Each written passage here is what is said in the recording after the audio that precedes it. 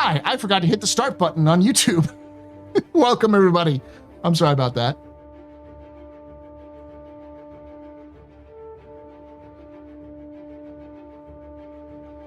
So people were responding to me on YouTube.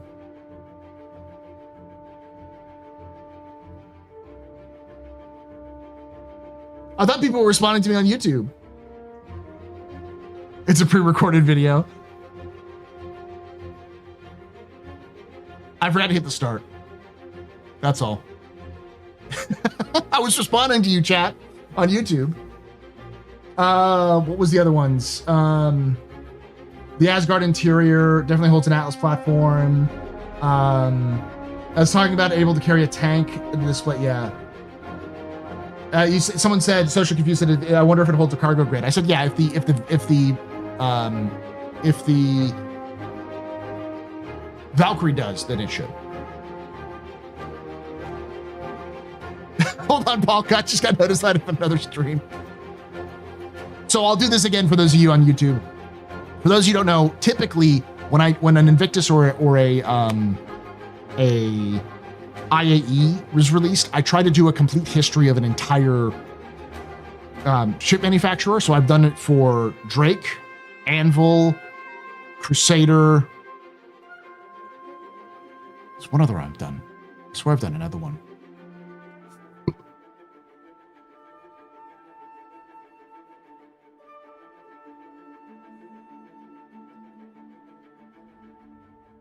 Was it MISC? No, I didn't do MISC. Maybe that's it. I thought I did more. Anyways, I'm not doing that this year because the Idris is coming out, y'all. The Idris is coming out. Like, maybe not. But CIG is doing a lot of fucking teasing that is coming out. So I'm going to do a lore video on the Idris. And I already did one, but that was the old me, where I was like, I'm going to do a video that's like 12 to 15 minutes long. I'm going to try to hit all the specific points, get it done. And like, no, I'm not doing that anymore. This is the new Paul Shelley, okay? The new Astro historian. We are going to give you the context of absolutely everything that happened before the development of the Idris to understand why the Idris was developed. And then I'm going to go through slavishly and figure out what the design doctrine of the Idris was throughout the generations, why each flight was created, the different individual Idrises and how they stood out, why the Idris P was created, its relationship with the Xeno threat and other ships like that. We're doing it. 40-minute video. 30 minutes to 40 minutes, but 40 minutes. Yes, we pointed out earlier in the stream that I forgot to hit the. I'll do that again.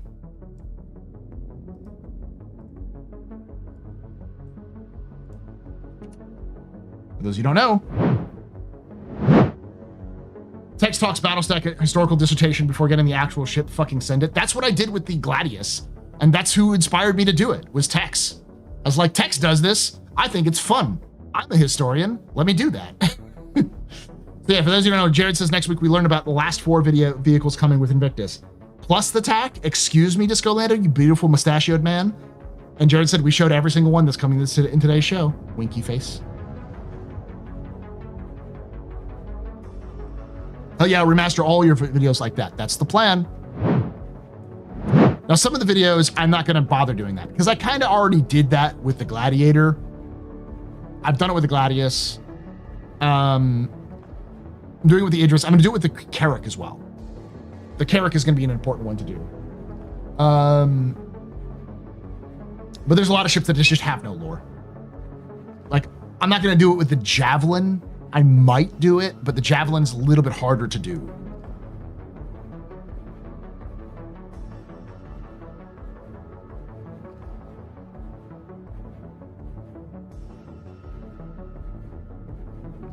What ship was Jared flying in that video? The Asgard.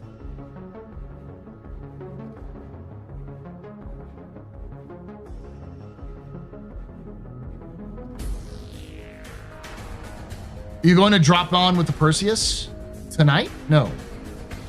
I mean, I'm gonna try to poke Loken tomorrow and the crew to do hunt the Perseus together, but tomorrow. There is some lore about Consolidated Outland, but there's not enough lore about Consolidated Outland to justify its own complete lore video. When they release the Pioneer, there should be. You're doing Dune tomorrow? Doing Dune tomorrow? I don't have Dune. Oh, he has a Dune key for me. Okay, we'll do Dune, I guess.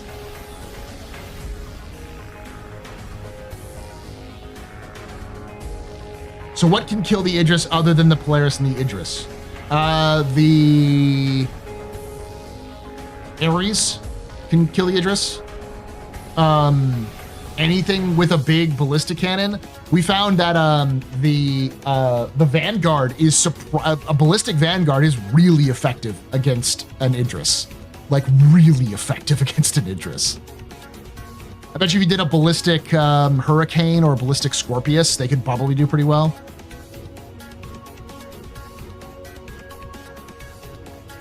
Stormman ticket, yeah. The most effective thing against an Idris is a MPUV.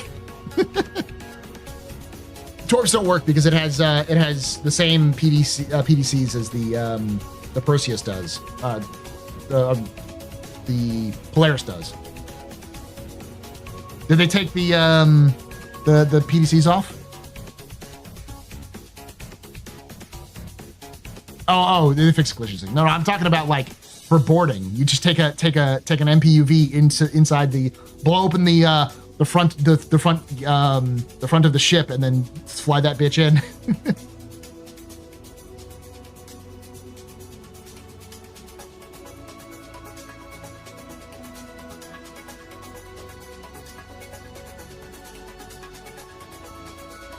Sorry, I just got hit with ads. I just worry that there's going to be solos camping stuff with the Idris like everyone does with the Polaris. Here's the difference. The pilot doesn't control shit on the Idris P. Because it's an Idris P, not an M. And they don't control shit. I don't even think you can control missiles in the cockpit of the pilot for the P. It's all controlled by the gunners.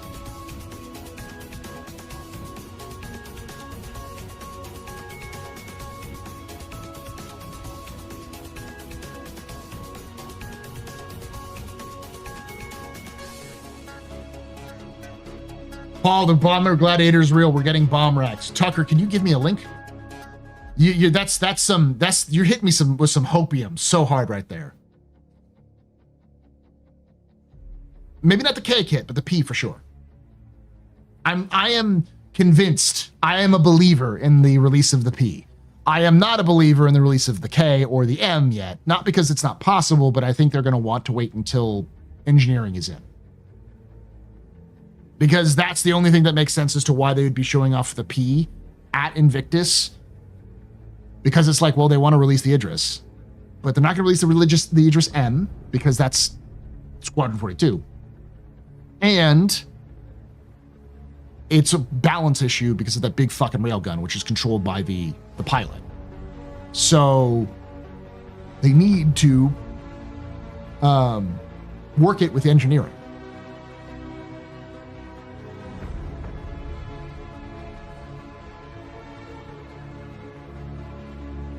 Though the missile turret is a K component they showed. It's a concession. With GTA 6 release date, they can push 142 and the Idris is our constellation prize. I still think we're going to get the Idris M at the end of the year. I think CIG will make an announcement of an actual date release at the end of the year. All right. I have a bold statement. I could be wrong, and I hope I'm wrong. I hope it comes earlier. But I think CIG will release Squadron 42 on December 7th, 2026.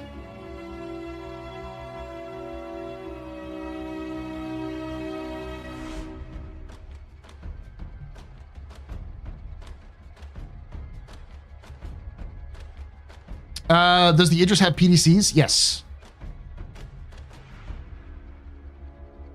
I don't think it's 2027 because all of the people who I've talked with who work on the project are like, it's 2026.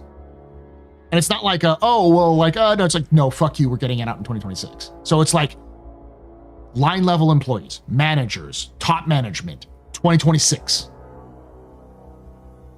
What if it's not ready? 2026. That's the response. They'll make it ready by ripping shit out that doesn't need to be there and getting it in there. Why that date?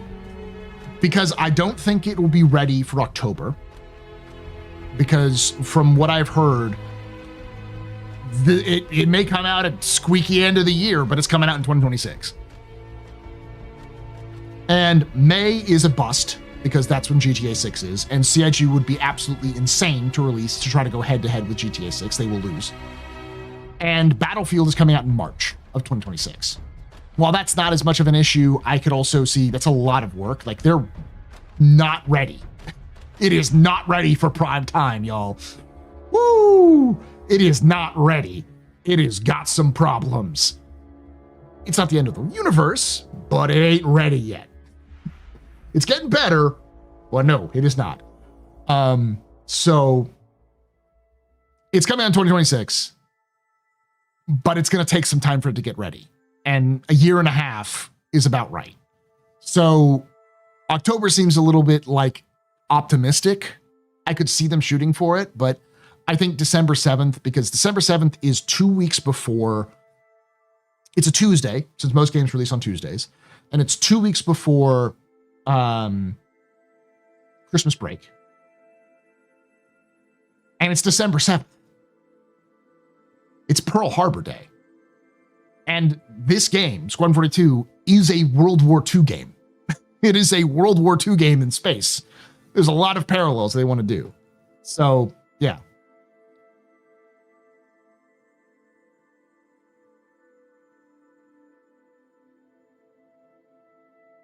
Hey, Paul, does GTA 6 is PS5 exclusive? Does that make it suck the win length shorter?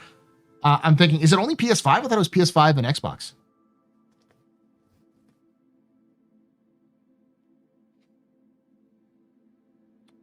Reaching? No, just more that I saw that would be the date of it, because Tuesdays is when they release stuff.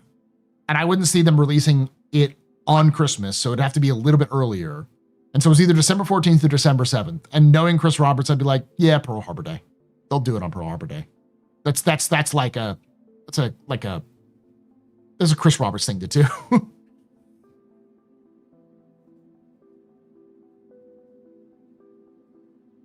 You haven't found the link for it? Okay, Tucker. I'll keep an eye out for it, but thank you for admitting that you don't have the evidence quite yet, but you think that it's there. That's a good thing to look for.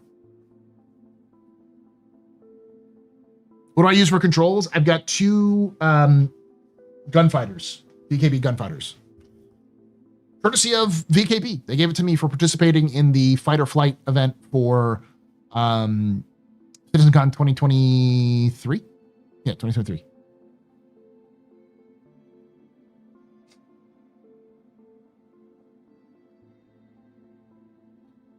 If it comes on Xbox, it's not coming out on PC. Yeah. But no, I still think that it sucks the wind out of social media. The key is social media. Star Citizen needs social media support. CIG and Squadron 42 need social media support. And the only way they're going to get social media support is if there is very little that is releasing around the same time as Squadron. And so it needs to capture the right vibe and mood. And I can, so early in the year isn't possible because GTA is coming in May. And while it could come out earlier, I don't think it's ready. It's going to be ready by March. It's going to be by the end of the year of 2026. So October to December. And so that's a dangerous time because there's a lot of games that come out around that time, but it does seem like 2026 is stacked early, not late. So we'll see. We'll have to see what's else coming out in 2026.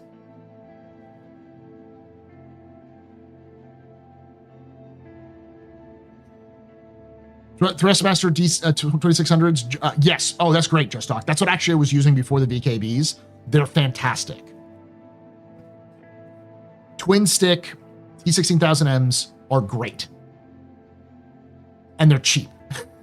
They're good enough for what you need to do, and they cost you $150. And you can get them for cheaper. Yeah, like if you can find them on discounts. The problem with issuing the P without the M is that it'll be a bad look for the original Kickstarter backers who made it wait longer for new backers. I get that, Cody, but it's a balance issue. You'll still get the P. If you have the M, you'll still get the P as a loaner. So you still get your ship. You just won't get the M. Not with tariffs. Well, it depends on if there's a lot of stock. And I don't know if there's a bunch of overstock of it or not. Do you think demo this year? I mean, I hope so, but I don't think so. Don't say it'll be delayed to 2027. I don't know if I could survive till then.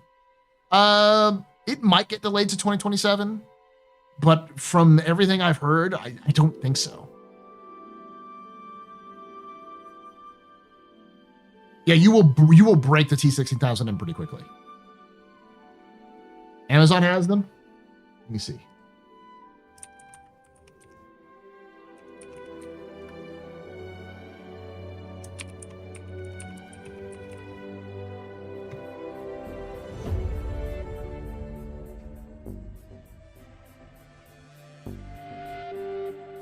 They have single sticks. Oh, they have the the Soul. The Soul is a good one, but it's the brand new one. That's $400.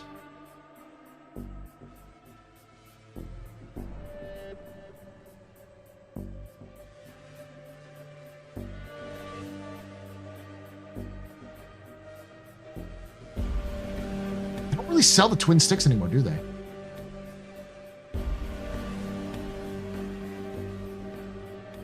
They may have stopped selling the twin sticks.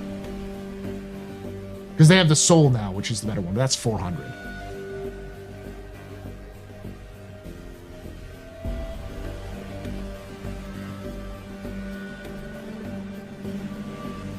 You can take away my spaceship. You can get them secondhand. Oh, the dual stick.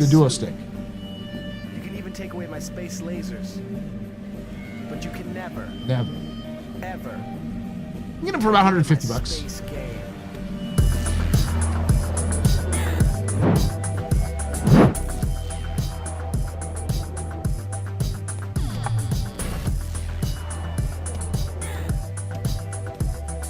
They used to be super cheaper, yeah.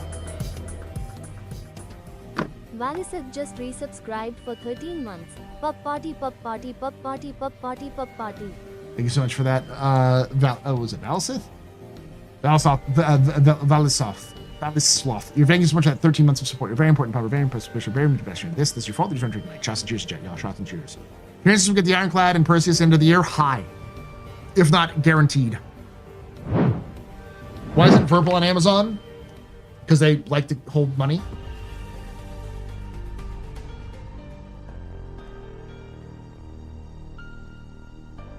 Do you know it's cheaper than a twin stick 16,000M?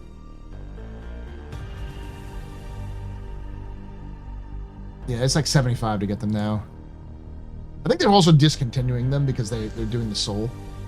You can get a HOTAS, the X52,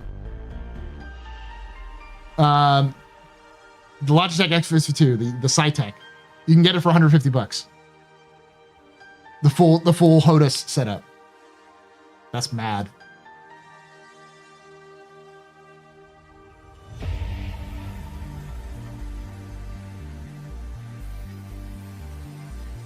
God damn. Their new version of the T16,000M, the Soul, is $219, $400. Get it? That's not worth it. Not for Thrustmaster quality.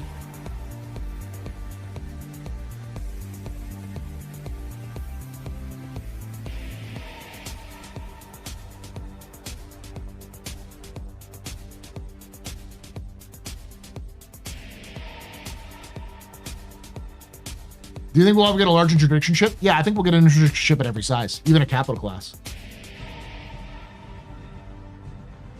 So based on all available information, I'm thinking October or November to hit the holidays, but definitely Q4 2026. Listen, I have no illusions that the full Idris range is coming out this year. But I do believe that the Idris is coming out soon, if not already. It will come out at Invictus. It might be an unpopular opinion, but with the way everything works, I find mouse and keyboard to be superior in Star Citizen. I do have twin stick, HOTAS, and a driving wheel, and all I do all I do is combat as a pilot. That's not an unpopular opinion. The reason why I use twin sticks is because I learned to fly in Star Citizen on twin sticks. And as I learned to fly it on twin sticks, I found that I enjoy it better. It feels better to fly. It may not be the meta option, but it feels good. And you know what's another great option?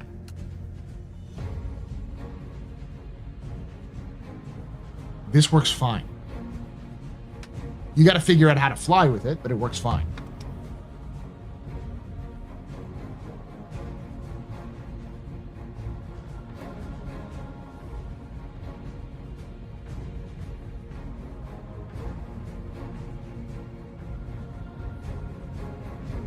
Heresy. I don't care. People use use gamepads more often because it's just easier to play some games.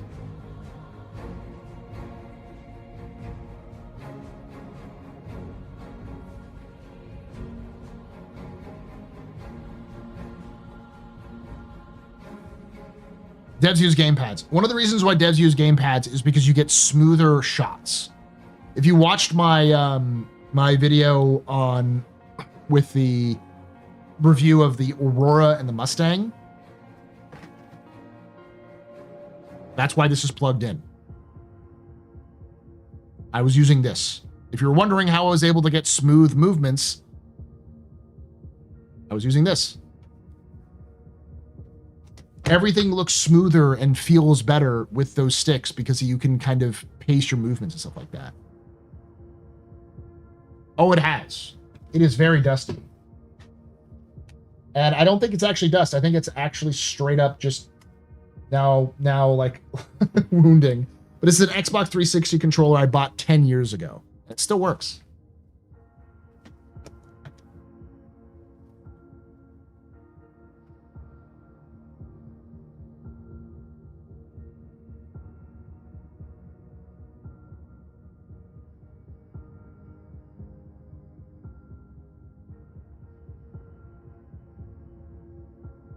Yeah.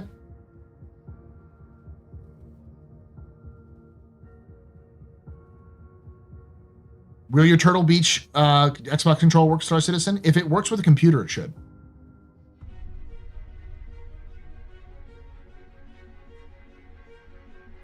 Is the Thrustmaster T16000M Space Sim Duo Stick a good deal for $97.99? Not a good deal, but it's better than you could get. Where I'm finding it normally is it's like $150. But that's about what you would have paid for like 2 or 3 years ago. Because it was like $50. It's like, that makes it like each stick is about $50, which is what it originally went for.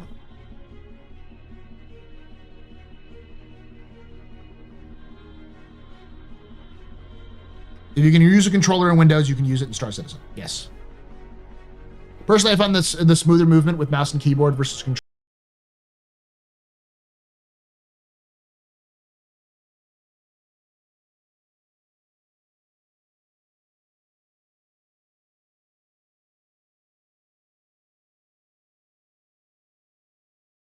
Khan just discovered the meaning of life. Thank you so much, Drycon, for that 42 months of support. You're a very important pupper, very impressive pisser, very neat pedestrian. This is your fault. There's a drinking night. Shots and cheers in chat, yo. Shots and cheers. I gotta get one for 69 and 420.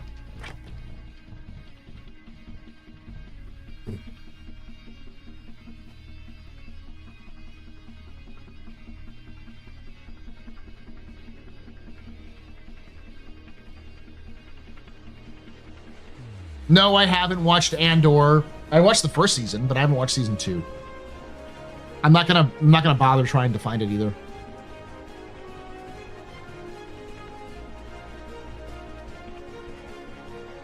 I heard it's good.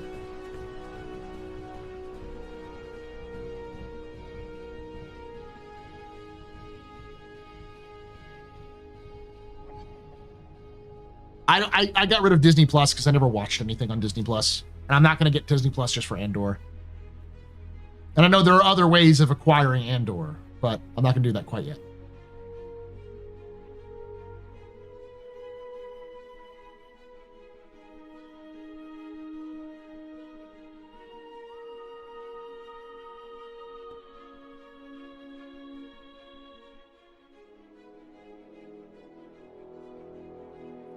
I'm gonna go take some medicine for my nose because it's now getting all...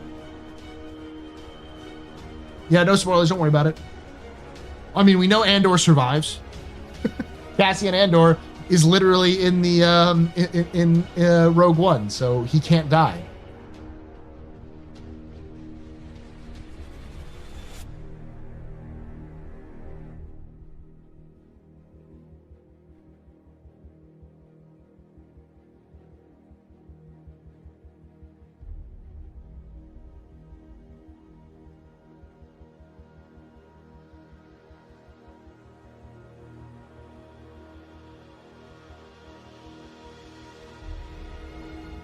Disney Plus Hulu Max deal for $16.99. Yeah, see, I had that too.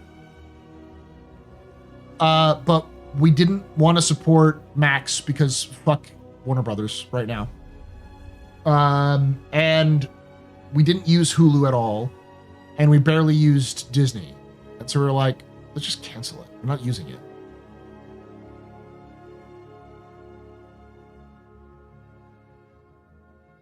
What happened in Rogue One? Everyone hugged. So they're releasing the Idris? Possibly. My theory is they'll release the Idris P, give everyone who has an Idris P, and they will give everyone the K and the M upgrades later. What's going on with Warner Brothers? David Zaslav. David Zaslav is the worst entertainment CEO of my lifetime. He is the guy who keeps canceling good shows and canceling movies while they're being like that are just about to be made for tax purposes.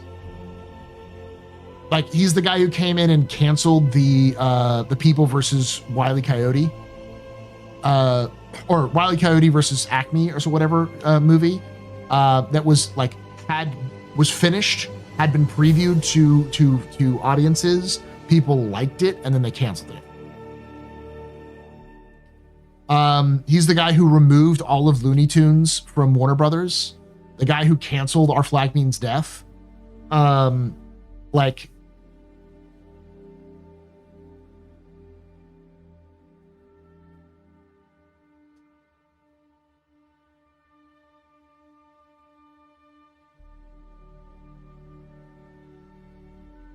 movies are never about art. Guy found a way to make more money off of unreleased movies. Yeah.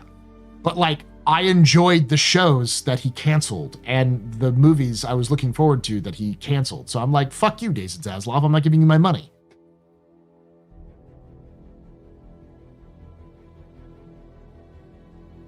Did I say a Paladin? That wasn't Paladin. That was the Asgard.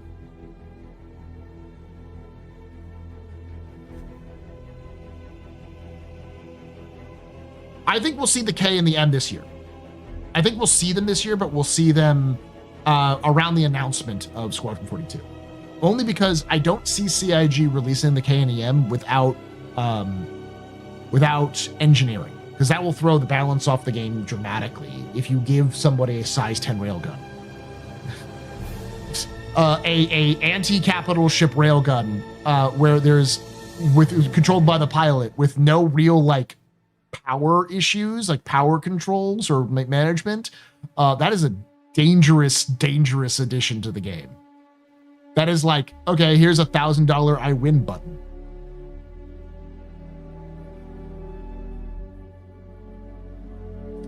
Okay, after Squadron 42, I would assume. Oh, yeah. Damn, wasn't Bugs Bunny like one of the main mascots? Yes, which is why I hate them. Like, why would I get HBO Max or just Max now if, like, I had a kid?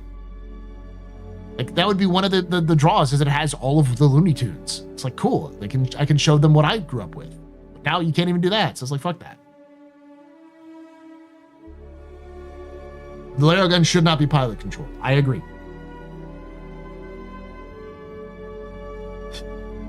Did you see a hint that the Raptor is coming? On the show floor in Invictus, there was a bucket and a mop under a spotlight.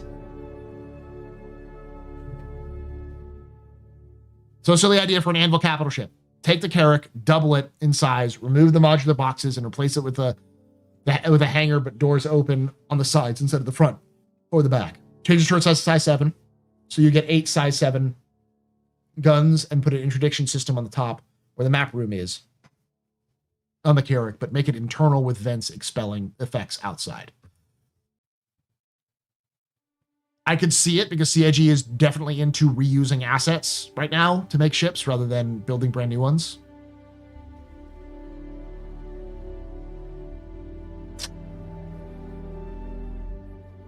Listen, I know you're from Chicago because you wrote out the word Malorot. Malorot. I can't even say the fucking word. I never heard of that until today. And then I find out that every fucking Chicagoan has drank it at least like 4 times in their lifetime. And I'm like, God damn. Malort.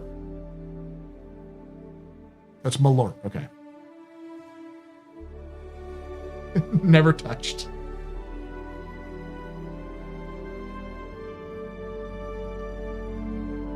Everyone I've heard about it says it's vile. Yeah. It's a deep dish pizza of booze. That's an insult to the deep dish pizza. A deep dish pizza is fine as long as you understand it's not pizza. It's a casserole.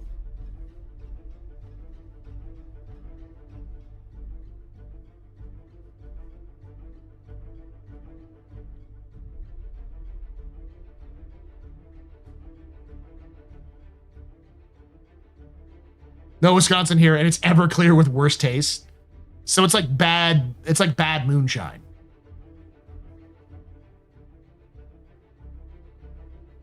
It's poor quality Basque, but it's fine. Okay.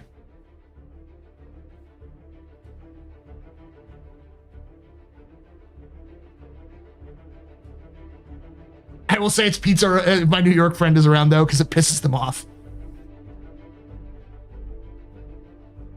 Paul, I rolled my eyes too hard there. It hurt. Listen. I have never lived north of the Mason-Dixon line. Okay? Well, I may have. I grew up in San Francisco. I think that's north of the Mason-Dixon line, just barely. But almost my entire life, I've lived south of the Mason-Dixon line. Okay? The last thing I can be accused of is being a Yankee. I went to school in the South. I lived in Tennessee and Texas for like half of my life. Both my parents are from the South. I couldn't tell you any of the boroughs of fucking New York other than the Bronx and Brooklyn. I guess Harlem. But like, I don't fucking know. I don't fucking know where they are. I don't know fucking know anything. You could tell me that in the North, there's a dish made out of eagle's blood and vinegar, and I would believe you.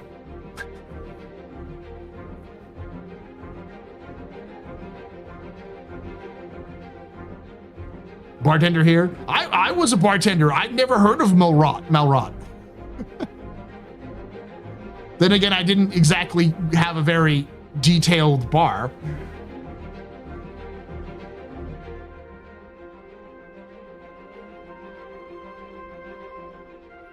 And again, that was also like 13 years ago.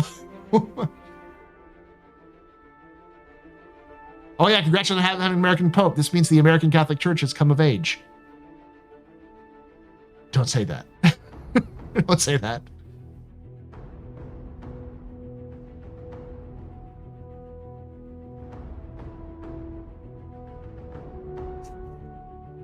I hide it well. I grew up in the San Francisco Bay Area, so most of my voice is going to be from the Bay Area. But I've lived for the last, like I said, half of my life in the South. Yep, hello.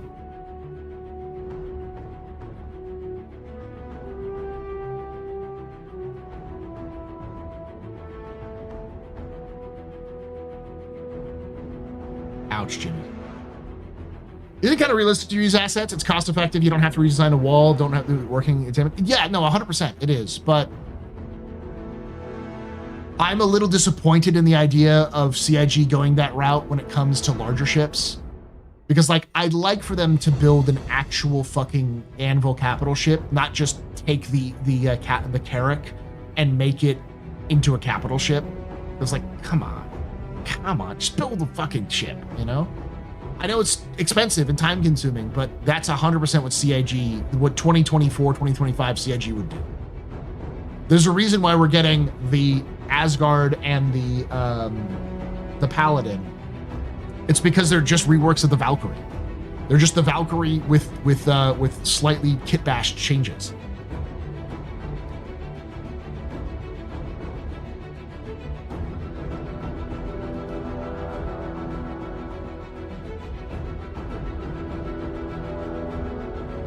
I'm from New York. I have some cousins who were born here and moved to Texas for about 10 years before coming back. The accent developed was real.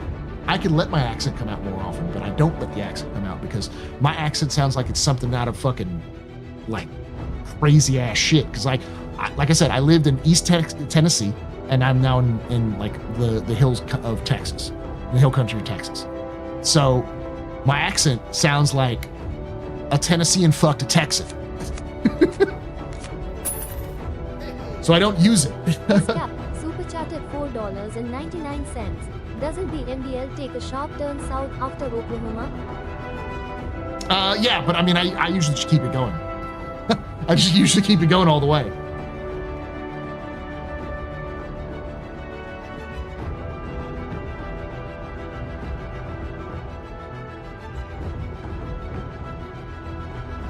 My mom is from East Texas, so she has a thick East Texas accent. And my dad grew up in California, but was born in Washington State, but lived for most of his life in Louisiana. So he sounds like a Californian who randomly drops Louisiana, like when he's talking anything about Louisiana or Nolans or anything like that. It's just like he fucking develops the most Creole fucking accent. Well, he's dead now, but he developed the most Creole fucking accent you can imagine.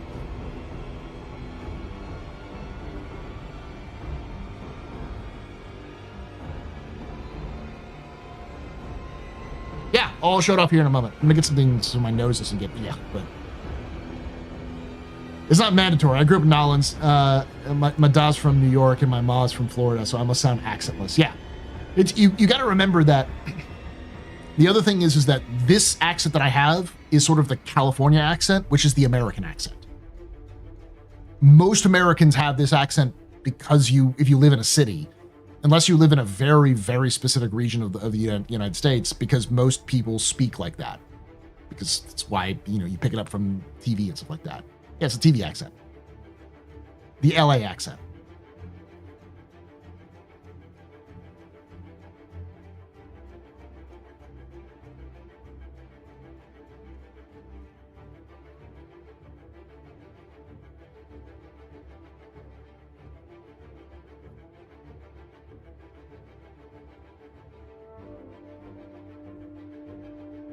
If you want to see how bad the addiction to reuse of assets can be, look up Ubisoft, the kings of asset reuse.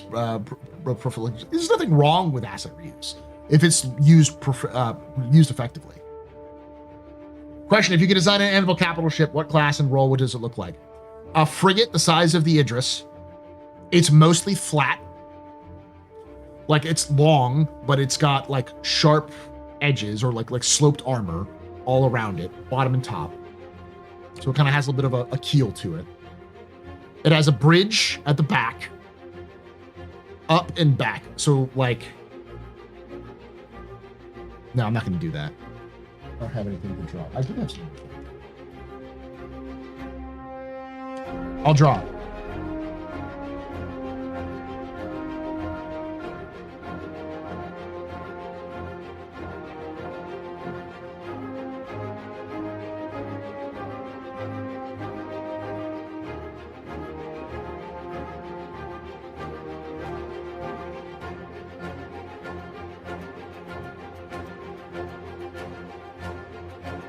Trying to make it a little three-dimensional, but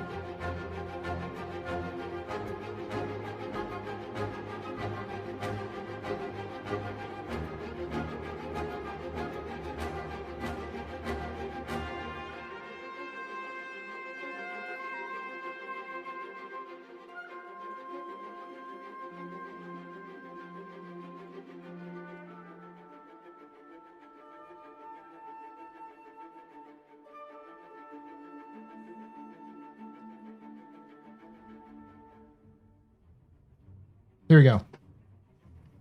My shitty drawing. It's green, so it's going to kind of see through. But engines, big command deck up top, sloped armor, front railgun, size 7 guns.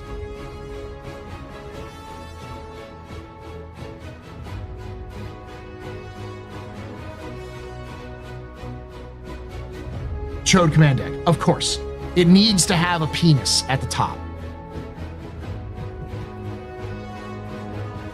Looks like a scaled up Perseus. That's kind of the idea, but like if it was a Carrack.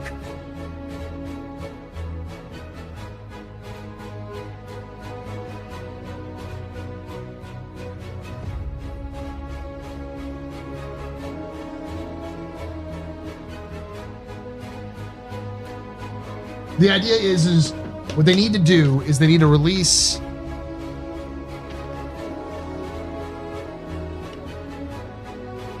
it's a tube. Yeah, it's a tube.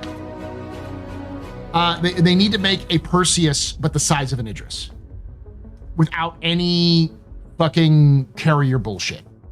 It's just big gun, fuck you. And what is it designed to do? It's designed to fly in and shoot big guns at big targets.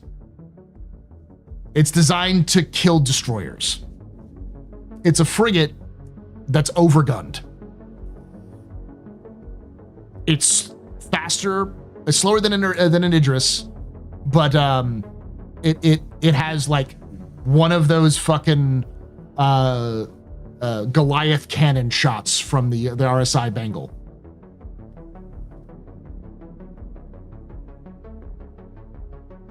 Has some like PDCs on it, so it can defend against like smaller ships coming in, but all of its guns are designed to just punch up really hard.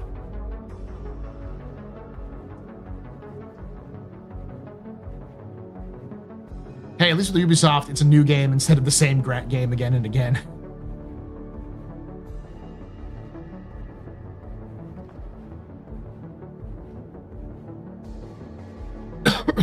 I get what you're saying, Alberto. I'm going to counter with CIG will just reuse the Carrack. They'll just take the Carrack and they'll reuse the Carrack. Because that just makes a lot more sense for them.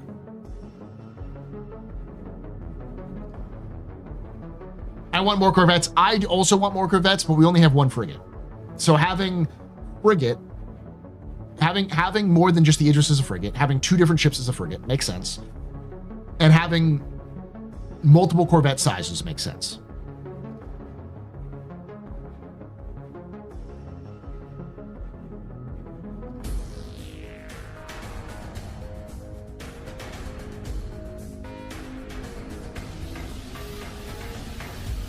Big guns uses Aurora's ballistic ammo. That big one, yes.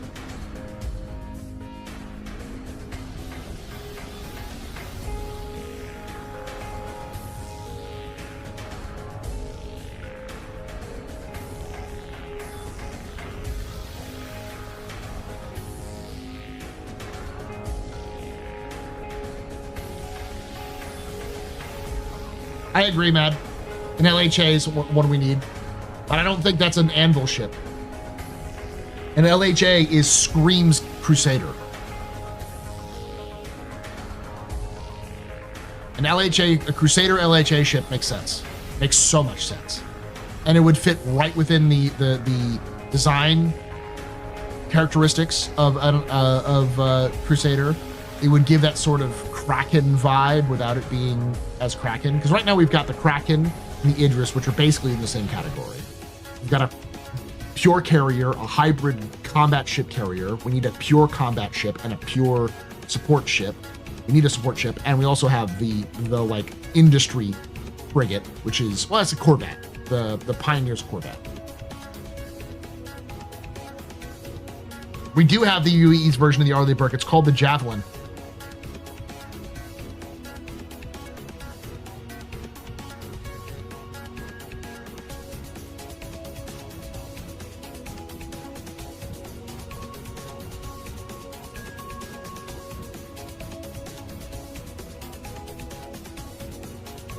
Do you think we'll ever see a flying see the Retribution flying in Squadron? Paul, what do you think about TAC cost? The cost of the TAC in terms of like in-game or like in terms of cash? What do you mean?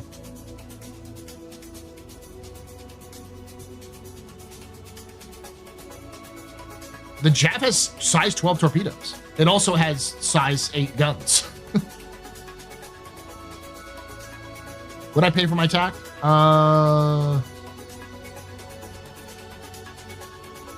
Whatever the price was at the time.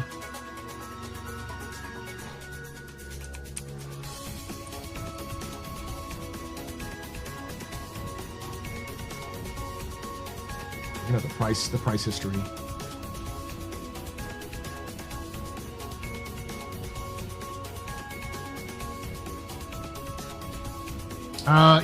I paid $295 for it. It was standalone 330.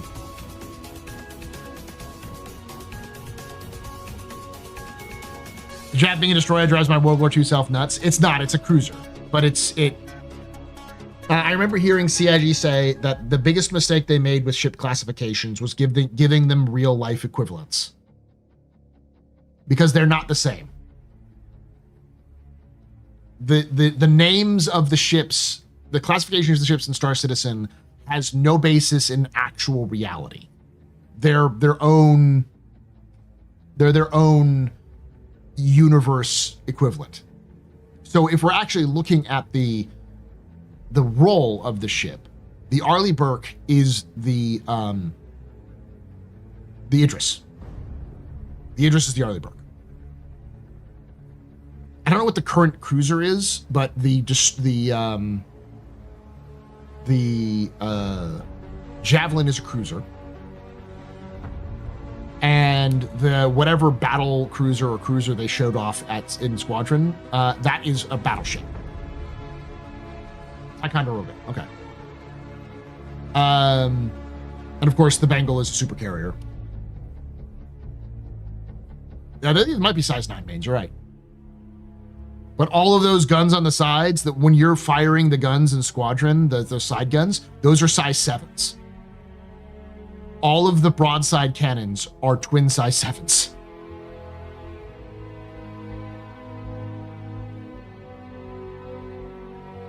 We're not seeing combat Titan suits coming in Invictus, no.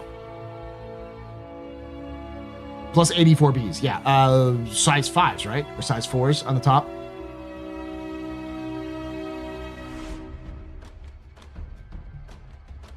But in the universe of Star Citizen, the Idris is a frigate. It's a patrol frigate. The Javelin is a hybrid destroyer. I don't even know how to put it. It's a flexible destroyer. It can basically be anything you need it to be. It can be a bombardment ship. It can be a pure combat ship. It can be a raider. It can be an escort. It can be a CNC ship. It can be a flagship if you need it to. Because of its modularity, it can swap a lot of things out.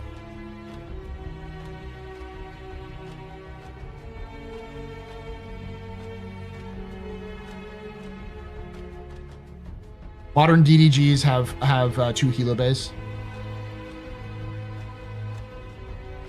Have you ever seen the Earth Federation ships in the original Gundam series? Yes, they're bad compared to the ships in the Char's counterattack, but yeah. It'd be something like the battleships that with the 2 size 7 turrets on top, bottom facing size 8s. I can see that, yeah. Size 4 ballistics, okay. That's on them, yeah. Your Retribution is as a dreadnought, though. It's a super dreadnought.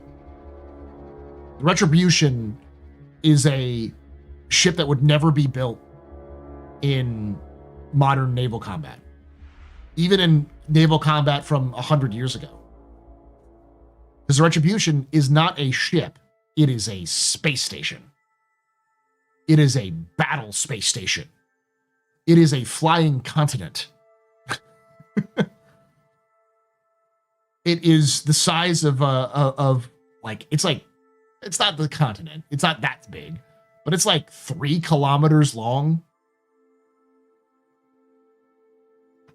The Retribution's class is death.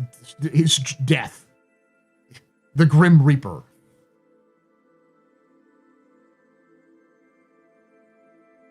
Its sole purpose is to destroy kingships.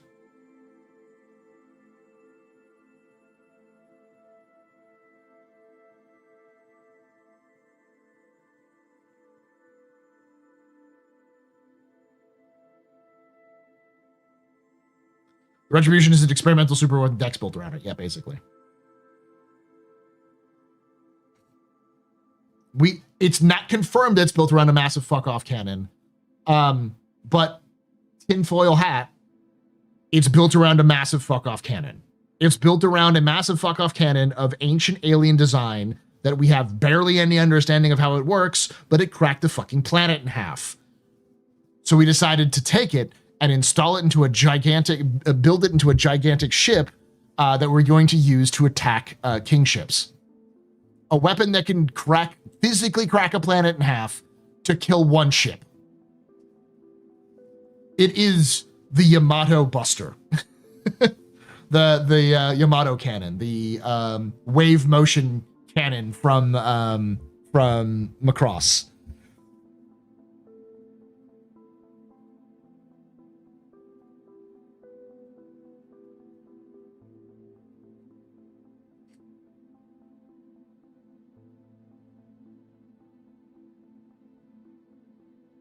We think we'll casually do genocide like Wing Commander 3?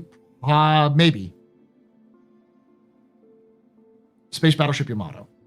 Yeah, the Space Battleship Yamato had its own cannons, but I'm talking about wasn't the wave motion cannon from Macross?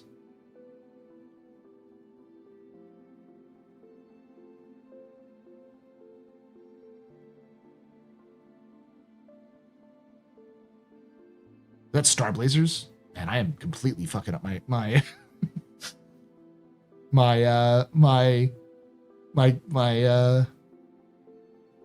where much you get is Space Battleship Yamato? Oh, it isn't? Okay. I'm confusing it with what's the one from Macross? The big cannon they have in that one.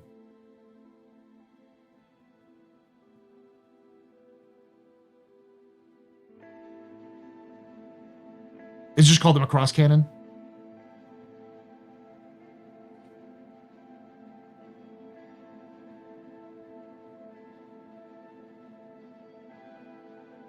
They just call it a Macross cannon. Okay. I thought I had a name. Wave motion cannon. Yes, it's the wave motion cannon from Battleship Yamato, Space Battleship Yamato.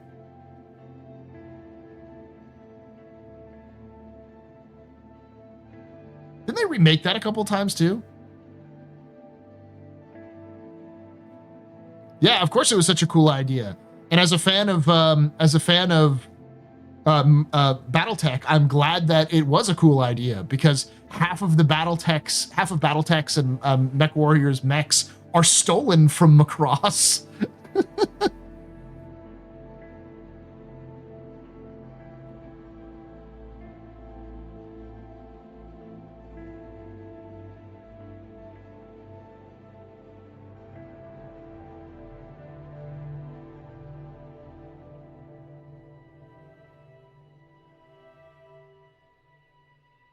Half, like more like 5 or 6. There were a lot more that got them in trouble. All of the really good mechs come from there. The Marauder and a lot of the clan mechs, I think, are the old stuff.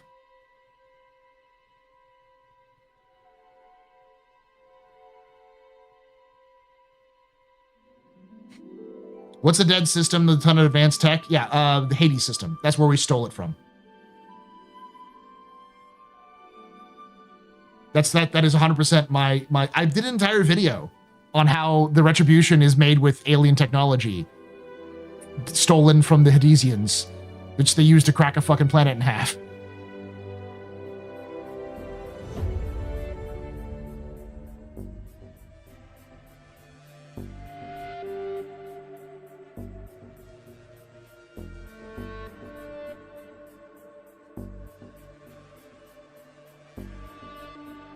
Battletech is such an interesting series. For those of you who don't know, this is me going on this before I keep able to do this, but Battletech got its start by stealing, aka licensing, the mech designs from old anime and manga that never made it to the US. So, or did and didn't have as much of a following. So the FASA took these mechs and used them as their mech designs, came up with brand new backgrounds, names, everything for them. And it's so cool to see what is effectively a fan fiction version of a bunch of anime into one. It's like a big crossover. It's like a giant crossover of all these different things, but it's like, hey, that's from Dogram,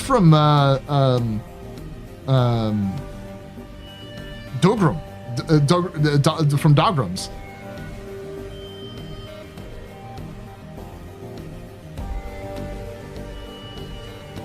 Basically, someone in Japan licensed a ton of mechs to FASA they didn't actually own. That's true, yeah.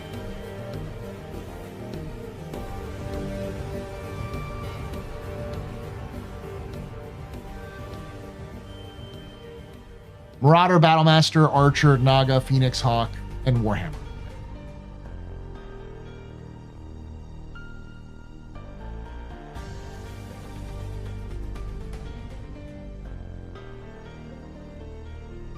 But yeah, the unseen ones are the ones I'm thinking about.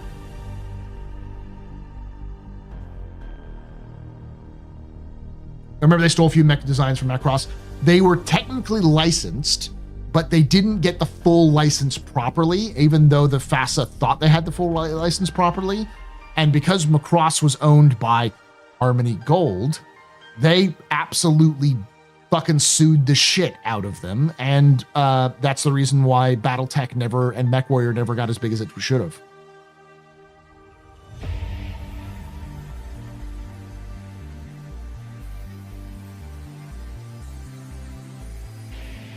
Real though, why do anyone use missiles in this game? They do nothing to shields, and you have to be outside range to get a lock, so the enemy shields will always be up. What are these for? Teamwork? You use them for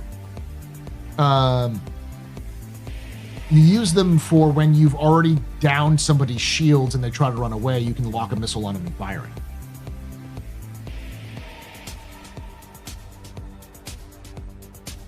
Yeah, a load of Japanese toys and cartoons were repurposed. The thing is that's great is that Americans gave them fucking lore. Americans are just like, let's come up with the most intricate thing. Whereas the Japanese were just like, this is a toy. Go play with it. It does cool things.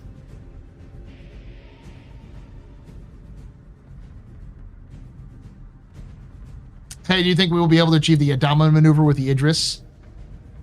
Once the new QT mechanics come in? Maybe. Hear me out. A capital cruiser with VLS missile systems introducing size 10 cruise missiles and hypersonic anti-ship missiles. Cruise missiles that have stealth but are super slow. Hypersonic that are opposite but do half the damage. I don't think we'll see that. That's too much new weapons that they wouldn't do.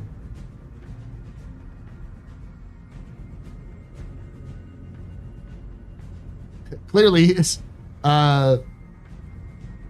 Sintikun hasn't tried our Lord and Savior Rattler 2s. Yeah. I have a quick what if. After 42 comes out and Star Citizen's getting closer to 1.0, or is there, we discover another jump point no one has found, and we get there to find humans or another type of aliens. And boom, CIG drops a new ship company with their new designs, not able to be right now. Maybe. They'll just probably add them in anyways.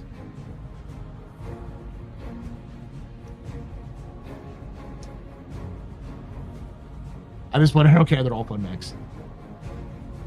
I have to look up the I have to look up all of the different mechs. It's always fun to do that, but that's one of the videos that I think I'm going to do for the Astro Historian just for fun, is to go through after I do the primer for Battletech, the Battletech and MechWarrior universe, is to go through and then sort of just like find the original mechs of all of the Battletech mechs, which ones are originally made by original artists, and which one they licensed, which a lot of them are licensed, and where they're originally from. So to be like, hey, go watch this anime. Like Dogrum, go watch Dogrum. It's good anime. Cool show, you know. Go watch some Macross, you know.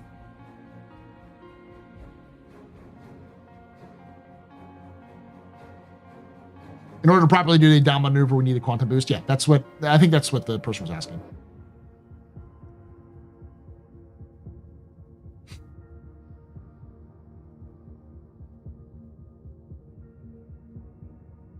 So I just finished grocery shopping, dug into my Invictus budget.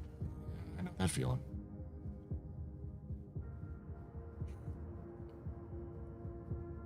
Welcome to the 21st century, the 2020s, where everything is more expensive, and fuck you.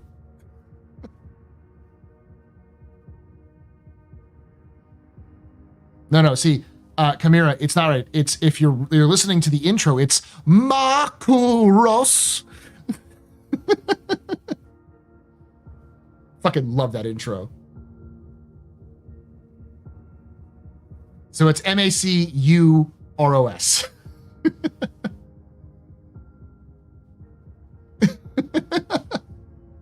Exactly.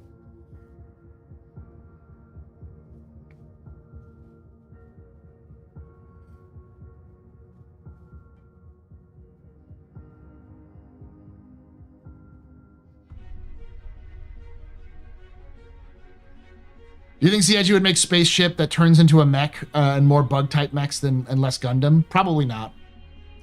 If CIG were to do mechs, it wouldn't be the same scale as Gundam or as Battletech. It would probably be more along the same size as the Titanfall universe. You're probably looking at something that's more scout mechs from Battletech, or maybe there are some Gundam universes where they're pretty small.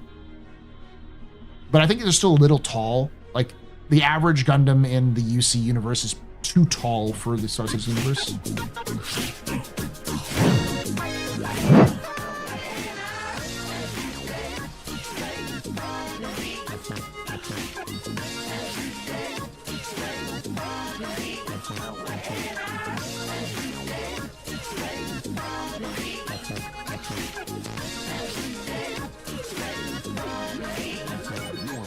I am token 23 just gifted 5 subs. Thank you for giving us 5 subs. That token, you're very important, but we're very impressed. But it's very pedestrian. You rock. Trust and cheers in chat. Y'all trust and cheers. Now I'm gonna definitely go get some. We gotta get to watching. I got a lot of stuff to do. We got a capsule to do on the monthly report, which is gonna take us 30 minutes. And we gotta watch the video, and yeah. Be right back. Don't go anywhere. Everything should be working. Your noises will be available. If you're watching this after the fact, mute right now, and when I come back, unmute, because yeah, you'll see. Good news, everyone! Weapons free, y'all. I'm just an old-fashioned cowboy. Stand by for Titanfall.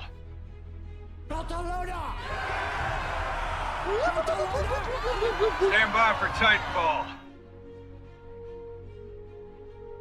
Mission complete.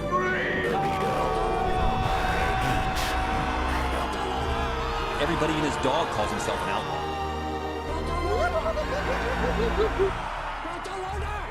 Mission complete. I'm just an old-fashioned cowboy. Good news, everyone! I'm just an old-fashioned cowboy. I'm flying. I'm pilot. I'm flying. I'm pilot.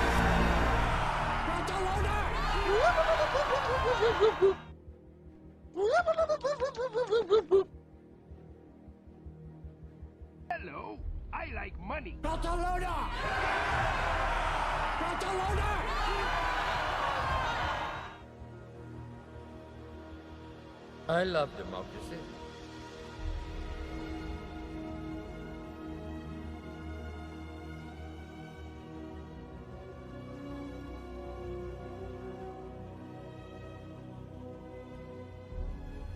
Two words.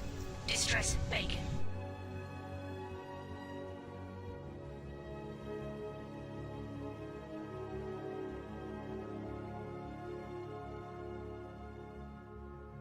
Mission complete. Burrito, I eat. Mission complete. There you go. Burrito, I eat. There you go.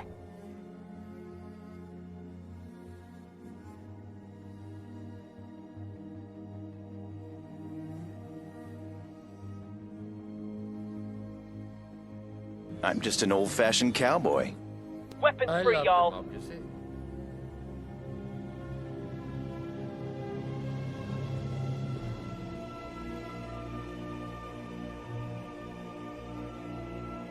Genesis. Stand by for Titanfall.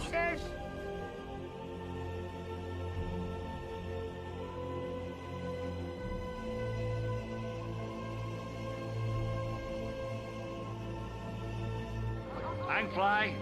I'm pilot.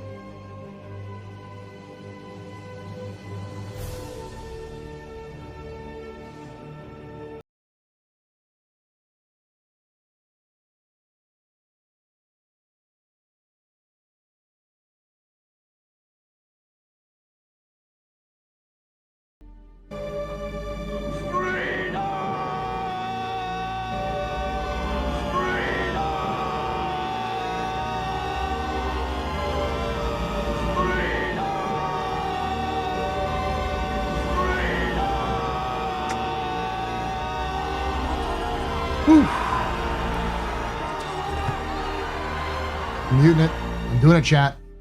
Stand I'm by doing for it. Titanfall. 5, 4, 3, 2, 1. It's gone. You're done. You're cut off.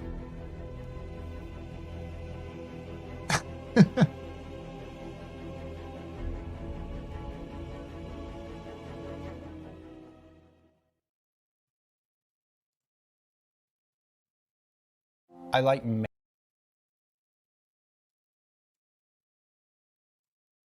making missions because So this was, Dar said that this video was specifically in response to the captain's table we did a couple of weeks ago about what happened to my space game, which I think it partially is, but if it's the case, then they fucking didn't take the right lesson, but we'll see. Also, the whole reason why I did that was that episode was because I knew that a lot of space-based missions were going to come out. So I wanted to see, like, okay, where does this actual like sentiment comes from? I haven't played Expedition 33. No. it's an intellectual challenge and it's a creative challenge. I like playing through the content and seeing things through a player's eyes and trying to craft an experience. Do you think players like missions? I hope players like missions.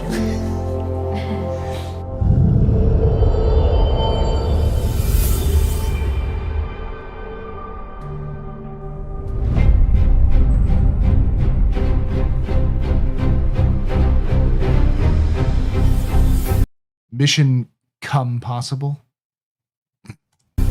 In Alpha 411, we are going to be dropping about 60 new missions, and it's going to be our biggest drop.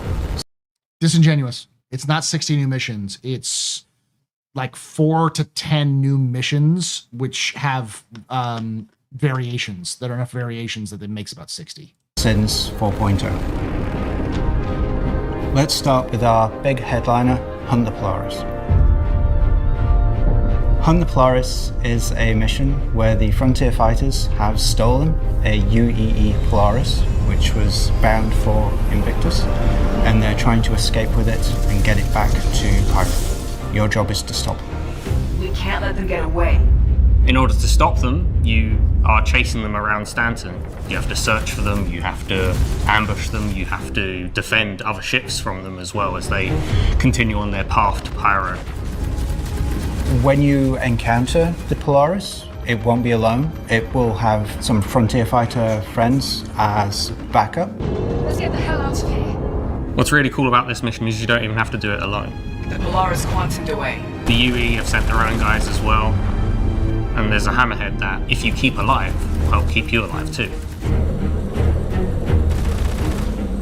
I think it'll be a really good test of just how strong your friends are, and yourself too. Next, there are 12 different patrol contracts split between Headhunters and Foxwell. The Foxwell being... Yeah, 12 of them are just patrols. So we have the Hunt the Polaris, which is 1, and then patrols, 12. So that's 13 missions. the faction that gives you the legal version of these missions, and Headhunters will give you the illegal version. Will I get a crime stat for doing the Headhunters versions? If the answer is yes, then no, there's no reason to. Foxwell Enforcement, they've hit hard times, so their background checks and whoever they hire is a bit more loosey-goosey. Headhunters are now operating for the... Wait, hold up. You're right. And whoever they hire is a bit more loosey-goosey. That's Robert Space Industries. He's flying an Aurora. This is an Aurora. I look at the unless this is like it's not an Aurora chair, but it definitely says Robert Space Industries. Someone said, "What is he flying here?" And this looks like a side thing. It doesn't look like it's a. It might be the new Mantis variant, but this doesn't look like the Mantis side. This looks like the side opening of an Aurora. Headhunters are now operating for the first time. Scorpius could be. The Headhunters want you to patrol an area of space that they consider their own and make sure their interests are allowed to operate safely. The patrol missions in 411 are a little different than our standard missions. We wanted a mission that was not linear. You will go to a point throughout space, and it will randomly generate between our pool of current objectives. That is the what is it called? The Asgard. And it will randomly generate between our pool of current. That is definitely the Asgard. That's a missile turret on top. What the fuck? It's a weird turret.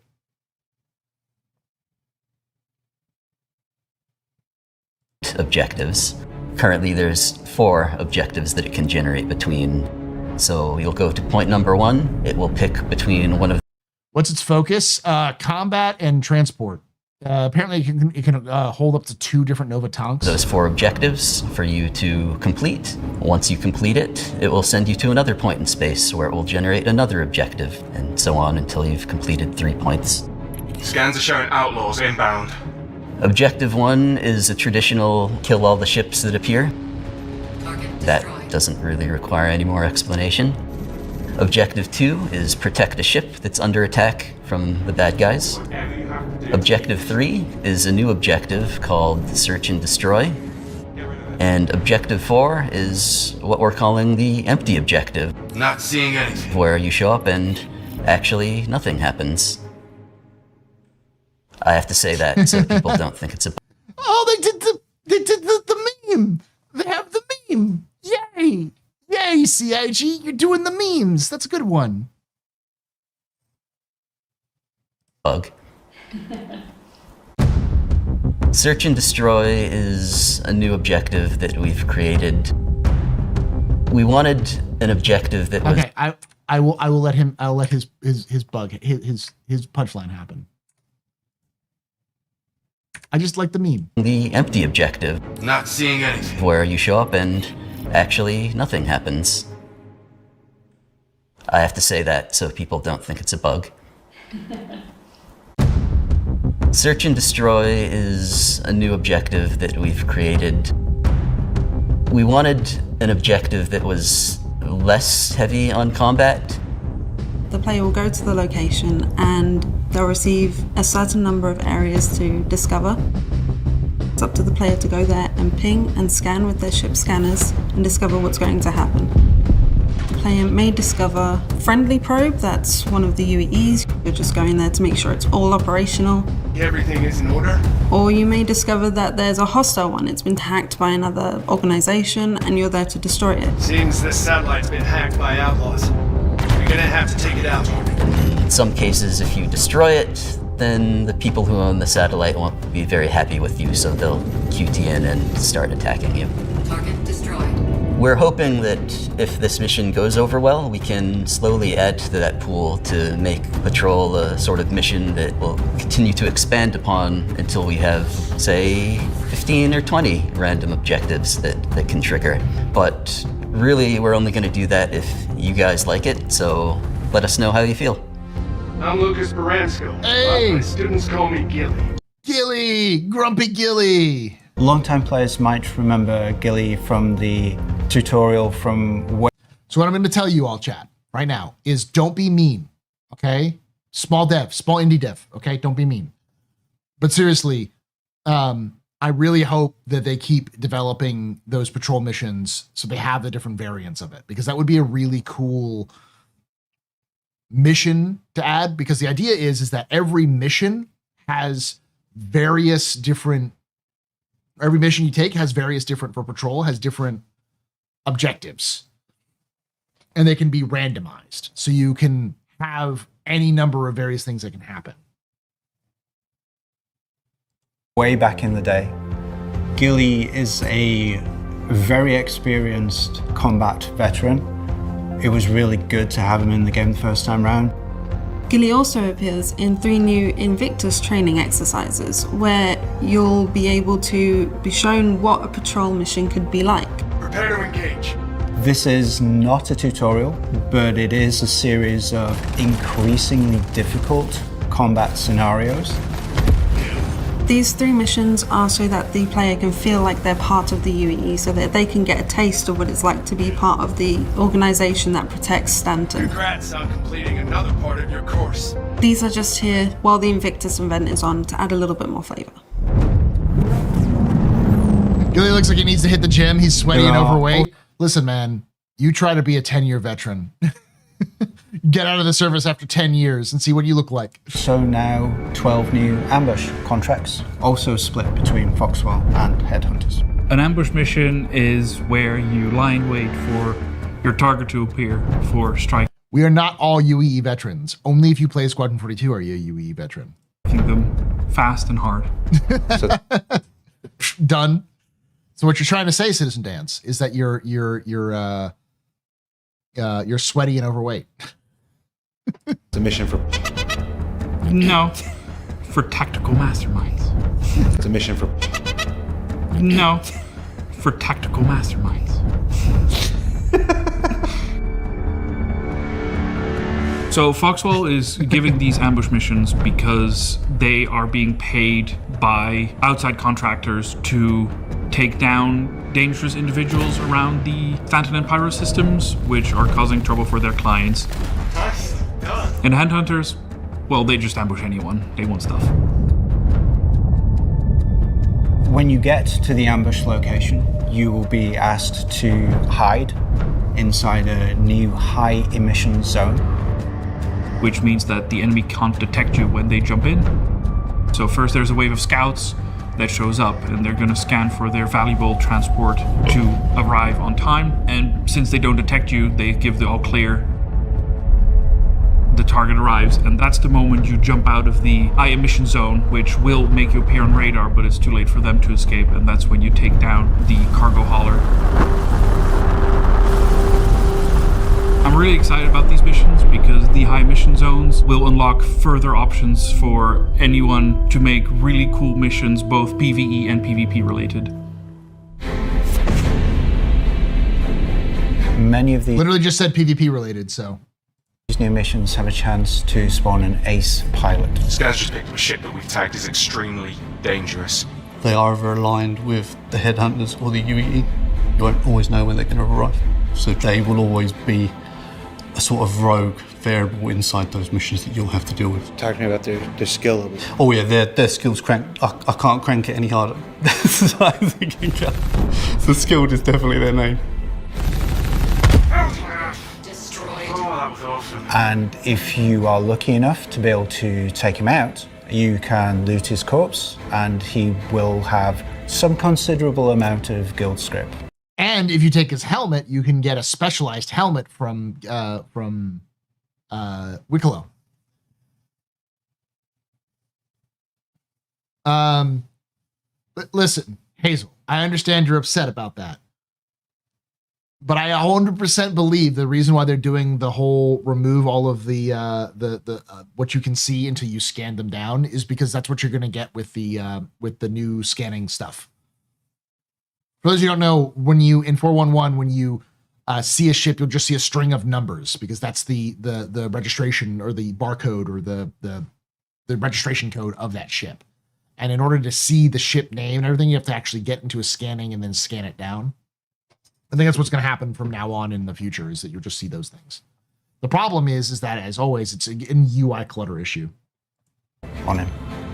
These script are... It's to make us insert an AI blade? Yeah. It's to make you have a specific scanner for specific things. In-game items that you can pick up and collect.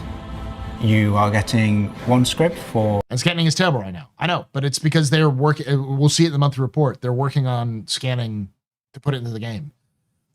The only reason they'd be doing this is that CIG is going to introduce scanning and engineering in the next major patch, which I believe they are. For the Council and one script for the Mercenary Guild.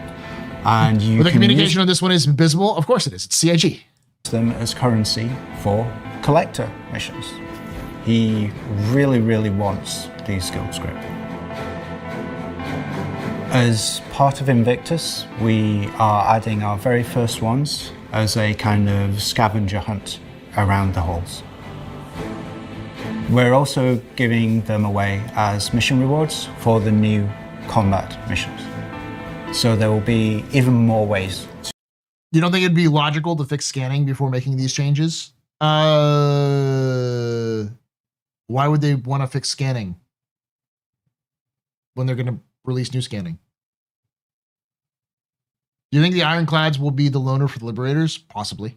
To get those new collector ships. Oh, there's also new collector ships this patch, but I don't know what they are. I do.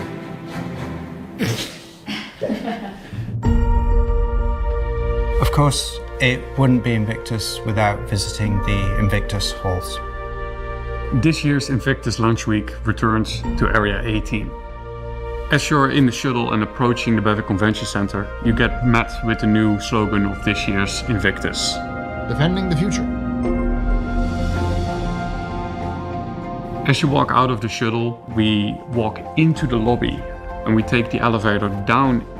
We get met with the beautiful hologram of the mighty Idris itself.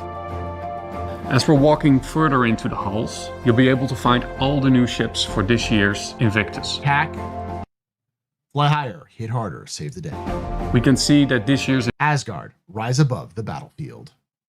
Gun, gun, gun, and then it's also got the torpedoes. Is that, holy fuck, that's 6 guns.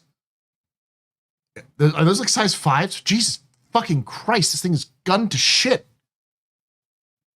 It's like size 2s or size 3s. There's like size 2s or size 3s. There's like size fucking 5s.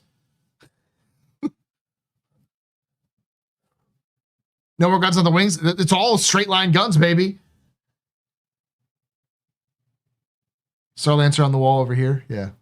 Invictus looks a little bit different than what we're used to. This year, yeah, all for the pilot, yeah. Invictus will not feature different daily layouts, but instead has a better, well-crafted layout for the entire duration. Tiger's blood. Listen, I love that this is part of the UEE's official armor. It looks like those leopard print jock straps, but turned into an armor. Don't you? For you veterans, didn't you have this when you're in the military? Your cool, like Tony the Tiger striped BDUs. Everyone, y'all remember the iconic tiger blood, uniforms, right?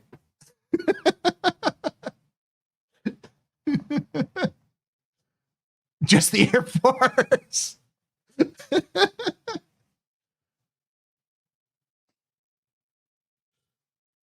Jungle pattern went a little extreme here. Layout, but instead has a better, well-crafted layout for the entire duration of Invictus. We can see that there's extra care being taken in the presentation. Hold on. No one's going to do this. That's a new title. That's a new. We can see that there's extra care being. That's new. Up here, those are missiles. Is that 8 missiles? It's not? I know it's a Super Hornet, but I thought the Super Hornet had the Gatling turrets, not missiles on top of it.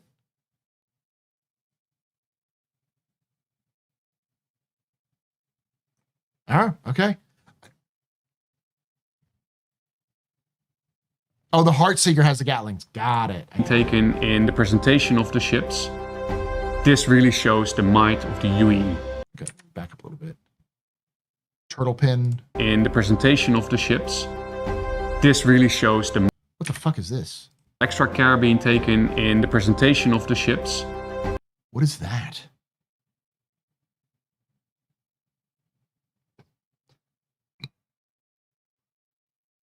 The Mantis variant? This really shows the might of the UE. Wait, hold up. So are they just putting all of the ships on the floor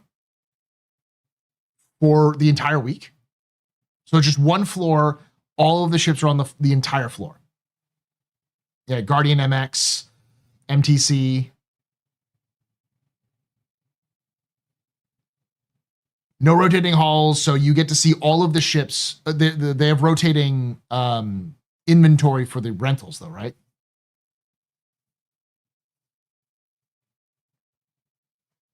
It's literally just a normal Mantis. Okay. At the entrance of the halls, we can see the rental kiosks. This is where you'll this year be able to rent the various ships. Make sure to return to these kiosks as they are on a daily/bi-daily rotation. Invictus this year is not just about ships, but it's about the way that you customize your ships, how you create your own experience with your vehicles, and how you truly make your vehicles your own. It's 2 days per manufacturer, but it's 2 days. The 2 days per manufacturer is the rotation of the rentals, and the website will rotate. I only have to do one fucking tour.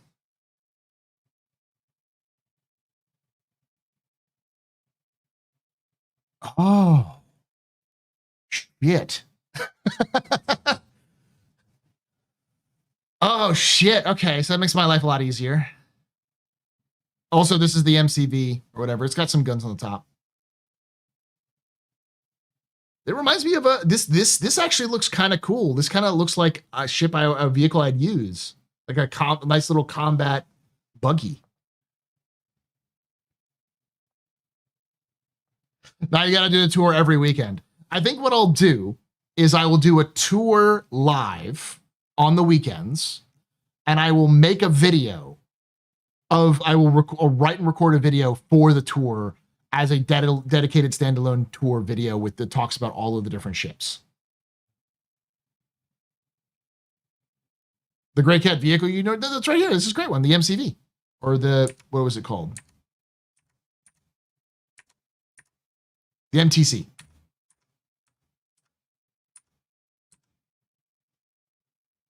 So let's check out the Idris tour at Area 18 Central.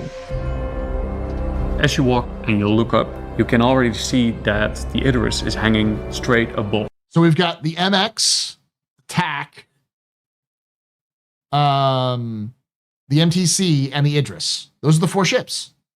Those are the 4 ships releasing. Oh, and the Asgard. We'll go towards the IO North Tower and take the elevators up. As we continue over the platform, we get met with the Idris itself. Please take some Since Drake is not part of, there's no defense con. time to explore.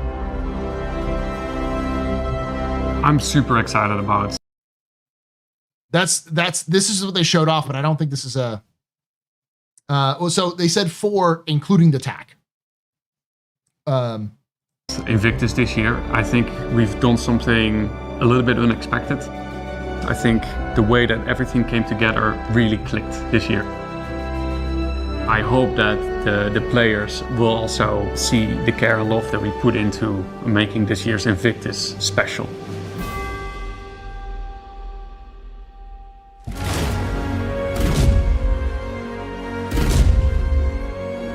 Overall, 411 is a big suite of ship combat content. 4 plus attack, yeah, it was 4 plus attack. It's been a little while since we've gotten to do something like this. We've heard some of the criticism that sometimes we're FPS citizen. You could say my you could say my name, you know. And we hope this goes some way to help address it. How do you feel having this patch sit on your shoulders? I think it's a lot of pressure, but it's also very, very motivating. There's a lot of work to do, but we know we can do it. Just got to get it done. Yeah, the new Guardians 4 guns.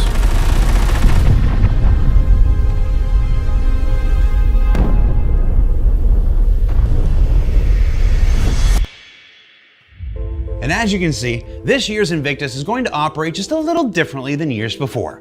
Now, in addition to the more than 60 new mission contracts being added to Alpha 411, there's also a new way to earn secondary currency for Wicklow and, in the future, his guild brethren.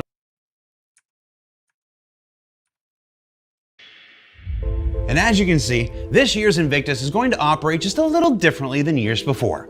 Now, in addition to the more than 60 new mission contracts being added to Alpha 411, there's also a new way to earn secondary currency for Wicklow and, in the future, his guild brethren, new ace pilots to test the mettle of our greatest flyers, and then, of course, our first tour of the Idris Peacekeeper and a more robust convention center than ever before. One that loses the rotating inventory to highlight all the ships arriving at this year's event simultaneously. There's also those new flight blades y'all have been talking about online, and even some weapon and item packs that'll let you breathe new life into existing vehicles like never before. You can learn all about that stuff on the robertsspaceindustries.com website as the event starts proper on May 15th. And then it continues to cycle through all of our manufacturers every 2 days until the end of the event. That part stays the same.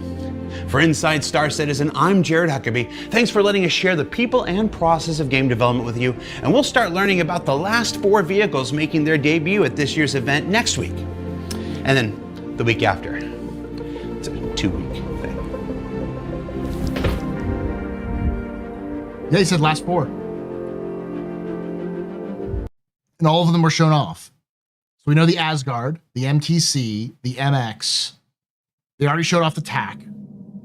You can take away It's my gotta be the Idris P. spaceship. You can take away my space suit. You can even take away my space lasers. No PPUs. But you can never, Never. ever take away my space game. If it's a Gatling version of the Nova, I will be okay with that too.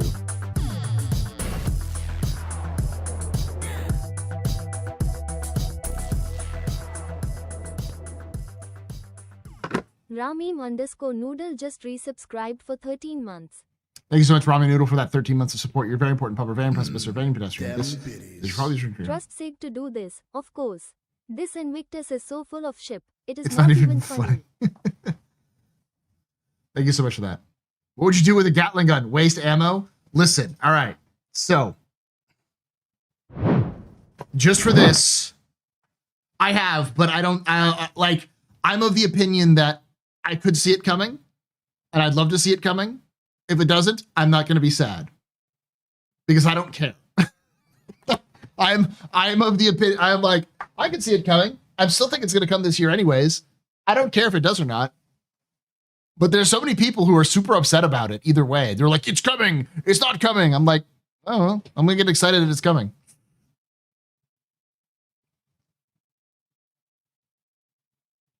All right, I'm going to see MTC would probably be military tactical carrier, would be my guess.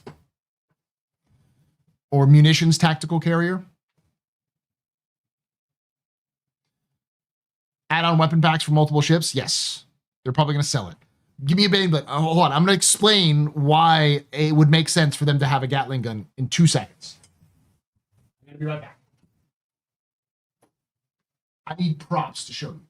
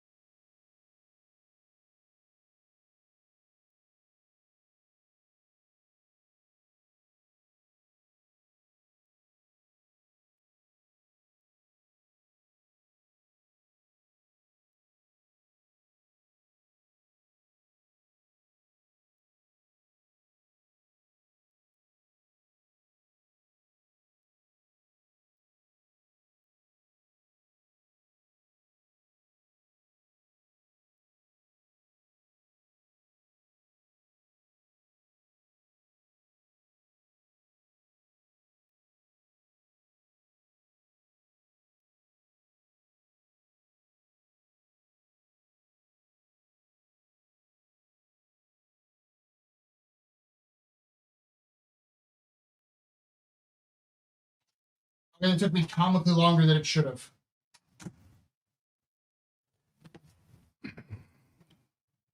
This is why.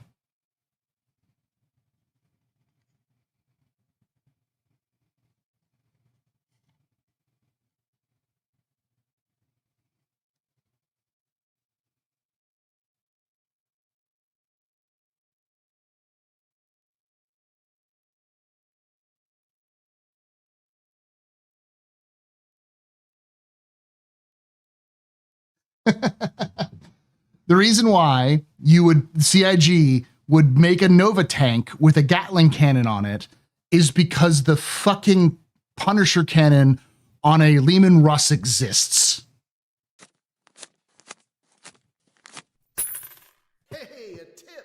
SCAP, super chatted $19.99. Do you think we could get SIG to change the Storm's frontal cockpit if a professional engineer said it is obviously designed by idiots?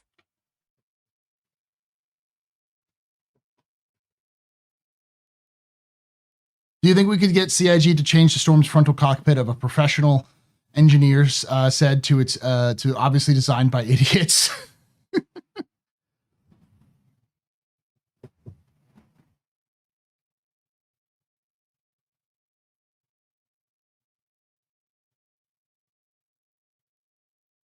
A tank for unpeopling an area, yes.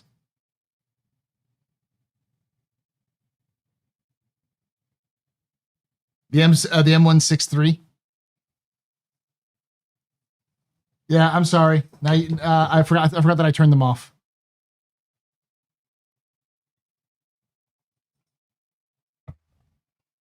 I forget what it's called. It's the Lehman Russ, not Executioner. It's not the Lehman Russ Punisher.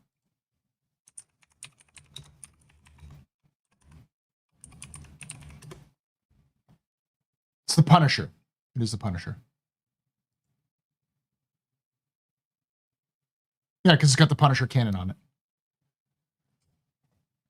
Because it's named after the cannon it has. Because the Punisher isn't only used by the Astra Militarum. There's a Punisher cannon on the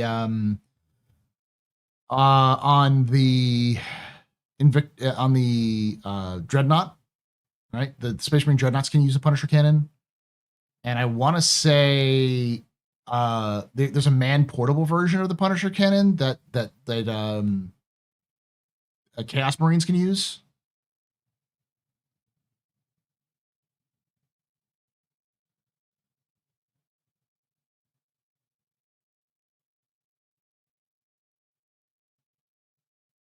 Oh, the Nova Gatling cannon is on the show floor. Yeah, that's why I said, why would there be a Nova Gatling cannon? And it's like, because the Nova is the fucking Lehman Russ of Star Citizen. Because the developers are all fucking 40K fans. That thing is going to get everything that the goddamn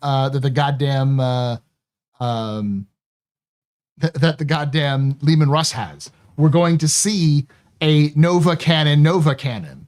We're going to see a Demolisher cannon Nova modifier. We're going to see a las cannon. Well, we kind of have a las cannon, but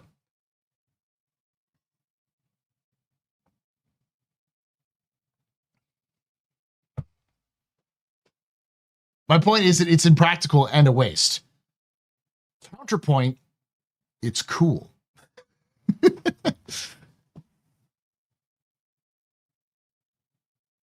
Oh, it's an onslaught cannon. Okay.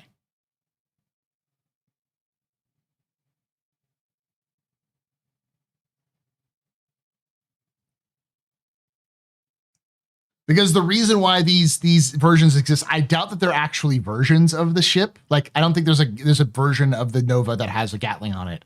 I bet you, because they said there's weapon packages. You can probably just buy a weapon that can replace the Slayer cannon with the Gatling.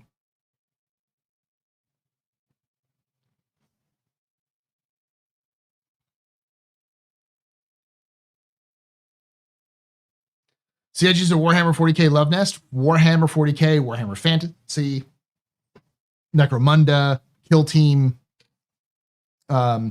Marvel Crisis Protocol, Malifaux, Star Wars Legion, All of those.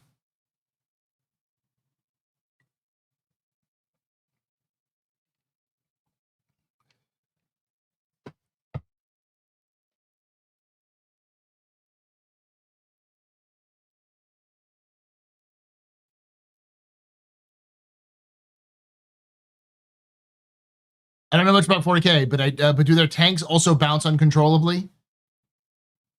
Probably. Honestly.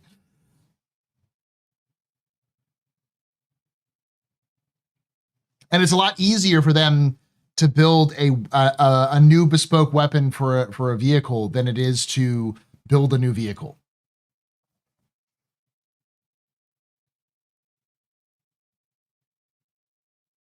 I'll watch it later there. No, that's not important.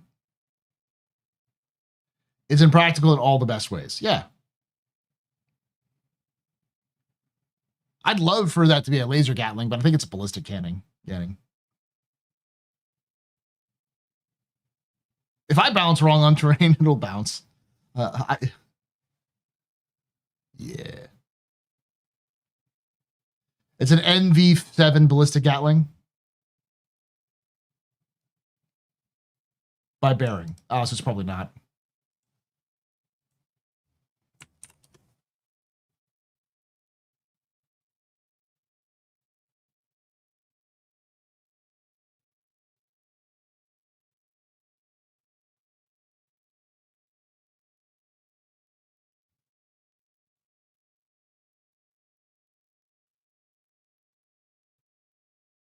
So it's the 85B, but like its own version.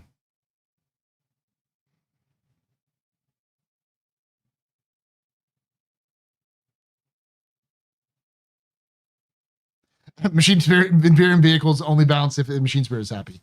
Size 5, by the way. Yeah, that's the Slayer Cannon size 5 too. Or is it size 7? No, it's size 5. The Slayer Cannon size 5. But it hits like a size 7.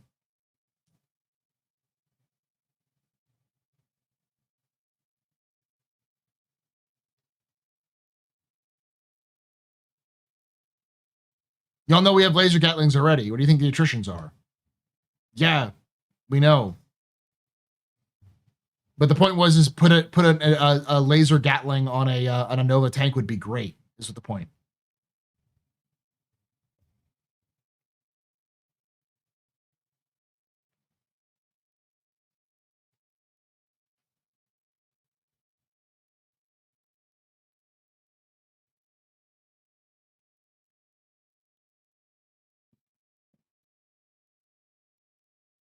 Repeater, Gatling, whatever. They spin, or they fire in. They go around in a circle. Don't they like fire like sequentially?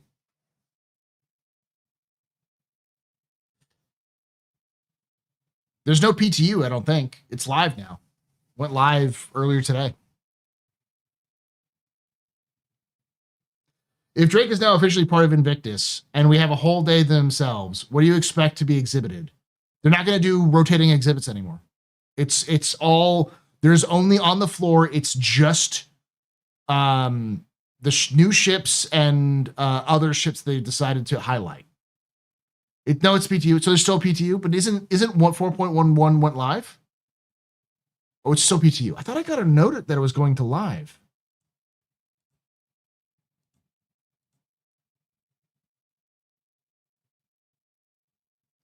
Yeah, must have gotten that wrong. Okay. Thank you, C Daddy. Strictly privilege. No, the news said it was for. I think I looked at the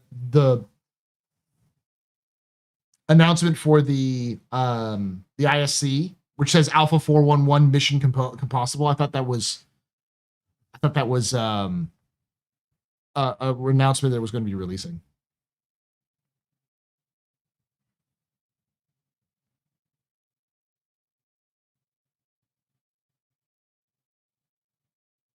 One isn't ready yet. I'm surprised it's not out yet.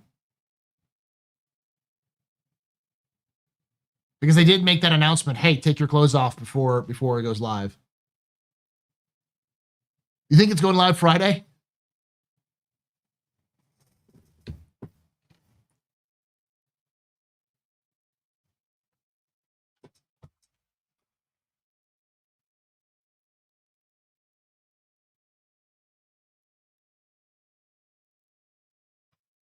Do you think the GTA 6 launch date will change the release window for Squadron 42?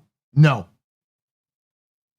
Based off of what my conversations with people who work at CIG and based off of my own observations of what's going on, I don't think Squadron 42 was ever going to release early in the year.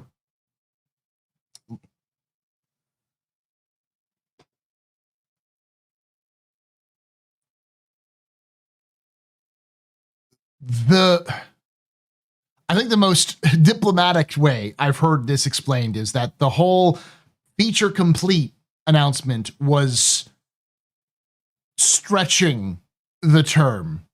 It was very technical, not really true. That was a lie. It was one of those CIG-isms where CIG hits the like weasel word definition. It will go live before the 15th, all we can say. Yeah.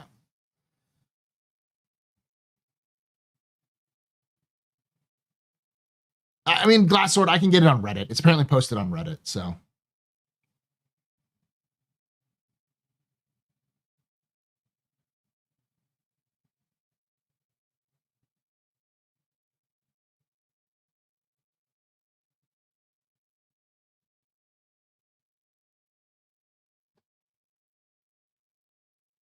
Did you see Wicklow wants them 6 platoon medals? Does he now want them? I knew he wanted the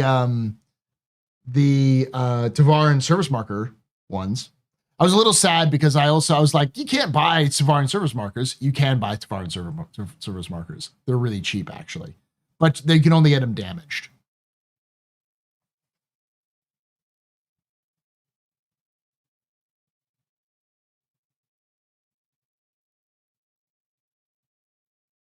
He wants them for an ADP Mark IV skin and a quartz skin. Yeah, that makes sense.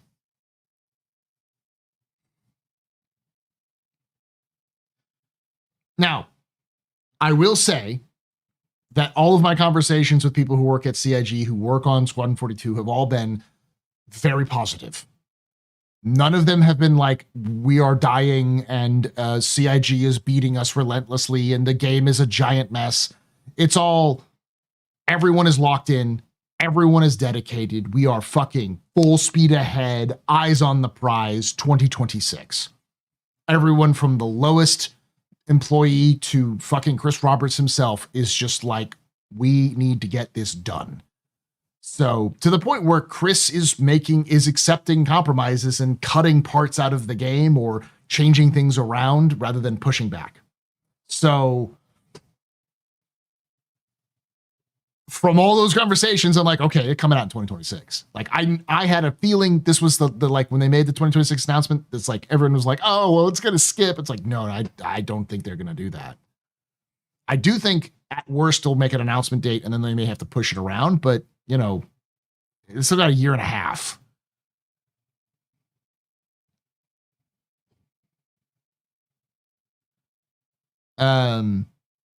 So I don't think that GTA 6 changed the release date. I think it just made them go, whoo, like a full exhale, because I think that it was always going to release at the end of the year. And like October, I think is probably what they're shooting for. Everyone I talked to, I said, is there an internal date, even just like a ballpark? And they're all like, no. They didn't say no. They just said, explained the state of the game as it is, and was like, as a way of saying no.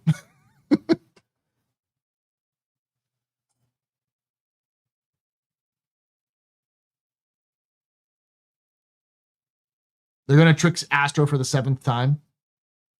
What are you talking about, Matt?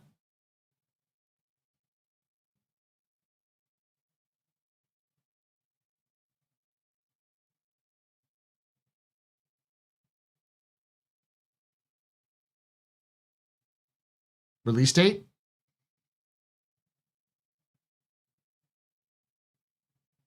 I don't think I've ever said that CIG was going to release it at a specific date. I thought CIG was going to announce a release at certain times.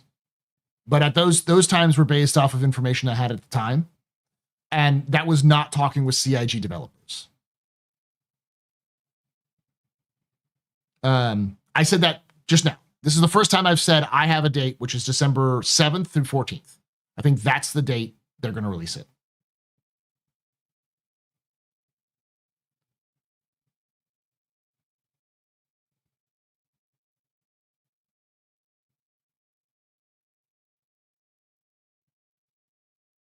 I think the whole entertainment industry is nervous. Yeah. Around that release date, I think it is. Fun fact, RDR delayed to May and then delayed again to October. Yeah, so that's the same thing that happened to where was that?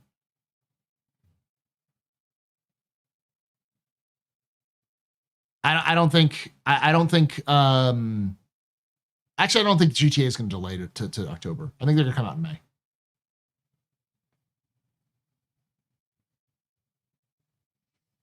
It's just consoles, yes. GTA 6 release date is just consoles.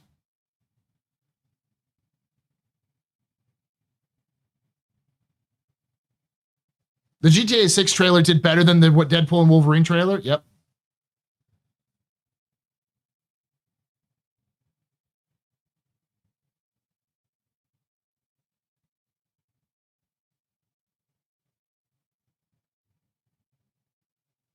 Yeah, and from what I've heard from, Jason Schreier, I think is his name, the guy who is like the main person who does investigative journalism in video games, who I trust him and his sources more than anybody else in the video games industry. Basically, he said with his conversations with staff at Rockstar that this date is them not crunching. So because they're not crunching and that's the date they set, I think they'll that's the date they're going to release.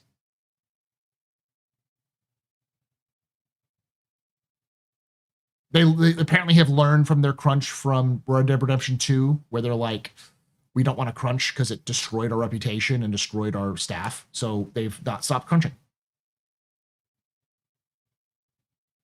I imagine not crunching. I wonder if CIG will avoid crunch. Based off of the conversations I've had with the Squadron 42 people that I know, they aren't crunching. They also are avoiding crunch. Which is why I'm like, yep, it's coming at the end of the year. It's not coming out in early. They ain't crunching. That shit's going to take the time.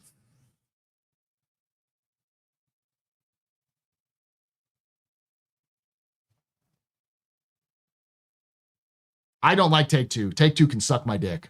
Because Take-Two also canceled KSP2 and did a whole bunch of other shit. Take-Two sucks ass. They are a greedy piece of shit company. And Rockstar can be a piece of shit. They've just learned from their mistakes, which is good. Crafting in the menu this year or stays dev tensing? I think it's coming out. Yeah, Take-Two owns Rockstar. And Take-Two's a piece of shit. Megacore bad. What a hot take. I know.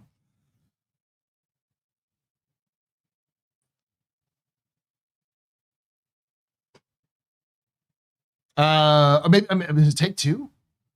2K. I think. No, it's take two, isn't it?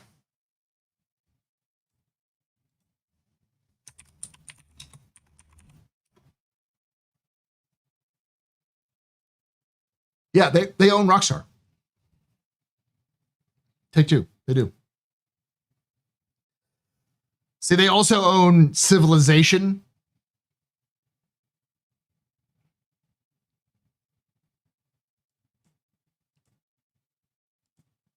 And the 2K franchise. That's why I was thinking it.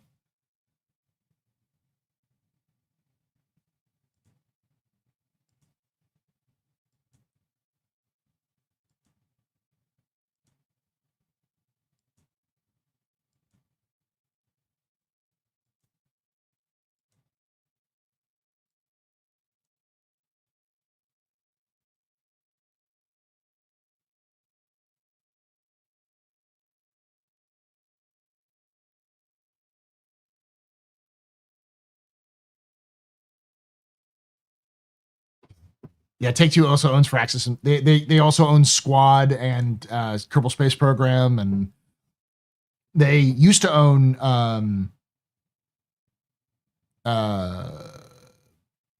Obsidian, but then I think Obsidian, they just worked with Obsidian. They published Obsidian, and then Obsidian got bought by Microsoft. So.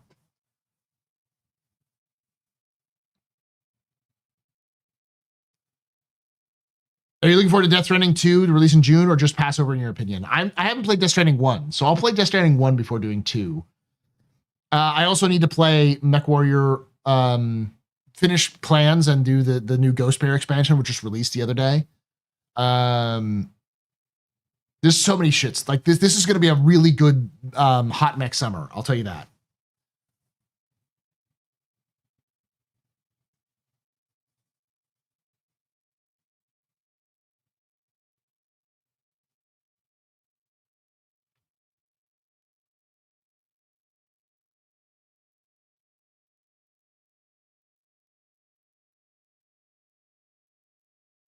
Please watch the Legend of the Galactic Heroes. I've seen some of it, but Legend of the Galactic Heroes is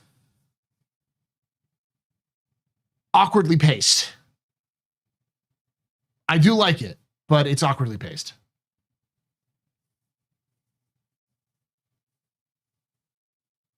You heard vague rumors of Titanfall 3 and 89. Let me take those vague rumors, pull them out, crush them in my hand before you, and then feed it to the beast that is EA, who then goes, I love your hopes and dreams. Let me continue to lick them clean from your hand. Because it's dead. EA killed that shit hard because they fired half of fucking Respawn. All of the people who were working on the Titanfall game. It's like 100 people that were working on the Titanfall game. They fucking fired and canceled it.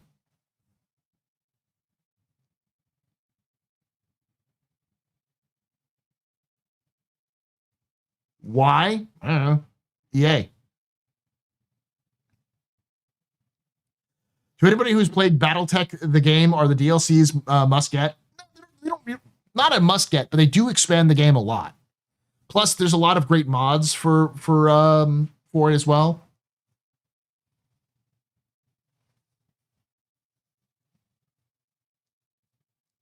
Since we're getting Idris now, do you think we'll see the Liberator this year? Nope.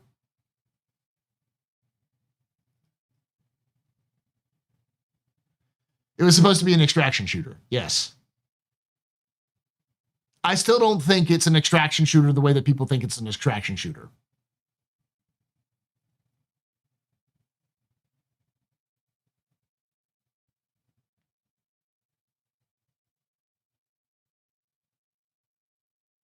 Is CIG planning more single-player story after Squadron 42? Yes. Squadron 42 story is three different games. The first game we're going to play with Squadron 42 is just the first game, and then there are 2 other stories planned in that same storyline.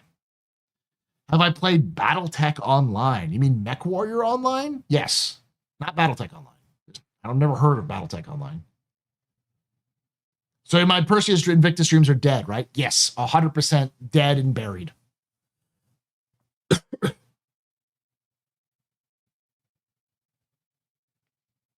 Not only did I play MechWarrior Online, I played MechWarrior Online when it first went to open beta. I have a very old account. I haven't played in a while, though. Yeah, Jaden's right. It's literally what I started streaming.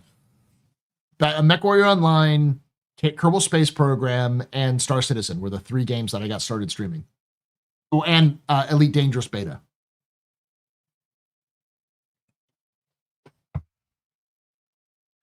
Isn't there a 4th mystery ship they haven't shown? It's the Idris.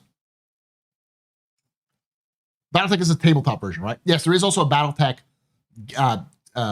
tactical game, turn-based game, made by Harebrained Schemes, which is good too.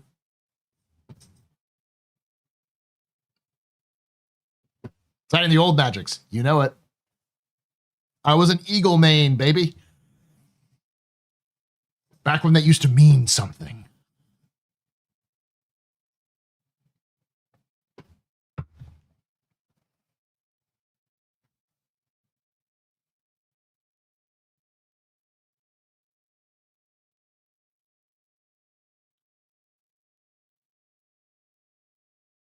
People are gonna hunt you down if they don't release the Idris.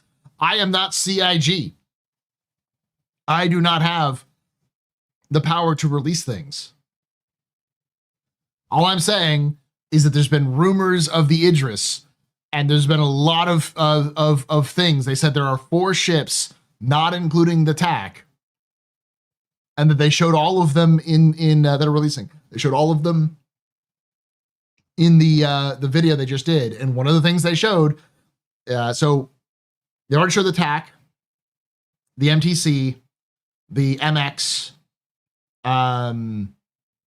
the Asgard, and those are the only 3, not including the TAC.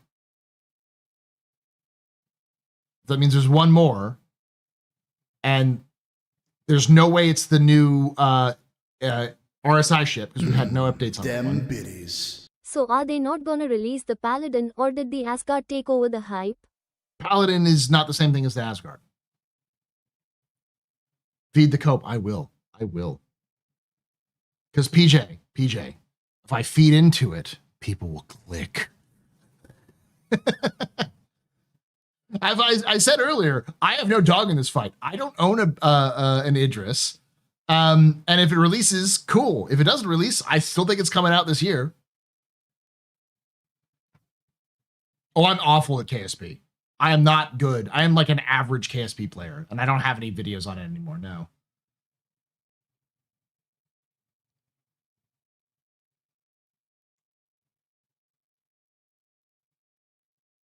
What's the MX gimmick? It has 4 guns.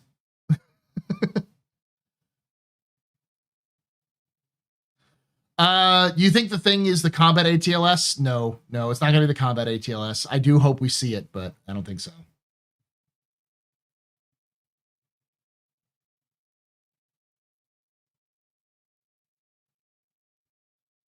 It's like, I don't have a dog in the fight. I don't think the Idris is bad.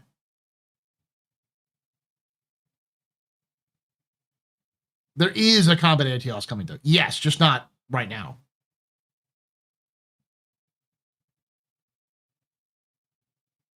People also found URLs that align with other ships for the Idris. Not definitive, but yeah. There's a lot of evidence that's saying the Idris P is coming out.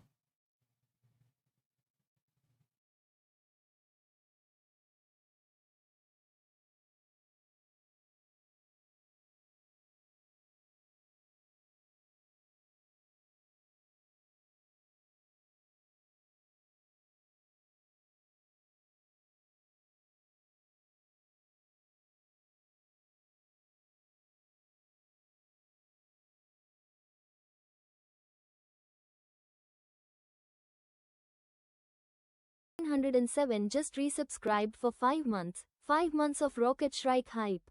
5 months of Rocket Strike hype. Thank you for that 5 months of tier 3 madman. Escape. You're very important, Pablo. Very impressive. Very pedestrian. This is your fault. You can drink a night. Shots and cheers and chat. Y'all shots and cheers. Prepare for Virgil fall. No, prepare for Cyrene fall. Angry children of Cyrene.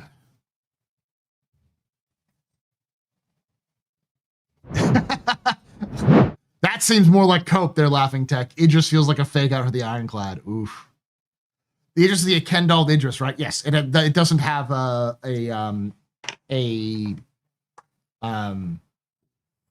railgun on it.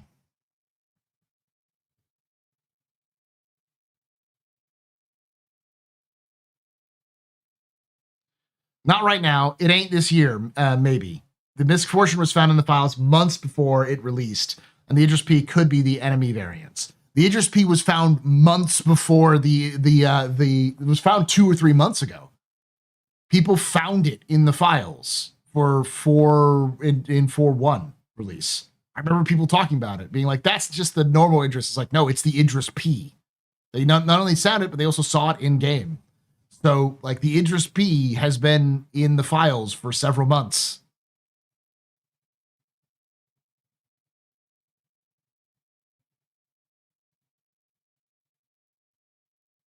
The Idris P makes the most sense. And I'm going to give the argument, and then we'll go into the monthly report. The Idris P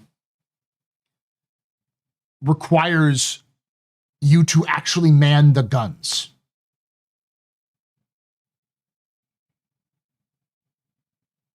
because the pilot cannot control any of the guns. So you have to have the, what, like 6 people, 7 people to man all of the weapons in an Idris, plus the, you know, carrier bay and everything like that. So right now, before engineering comes in, you need to have that, you need to have people to be able to use it. So you can't have this overpowered ship where someone can just run around with a big laser or railgun and just fuck everybody up from the captains, from the pilot seat.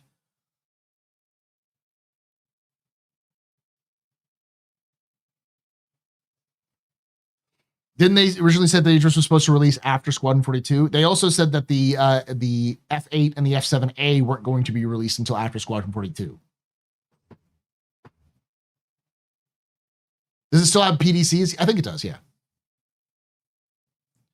The Idris also doesn't include most of the things CIG would feel be spoilers for Squadron 42. That's the other thing. It's not a Squadron 42 ship. The P is a Star Citizen variant of the ship, not the Squadron 42 variant.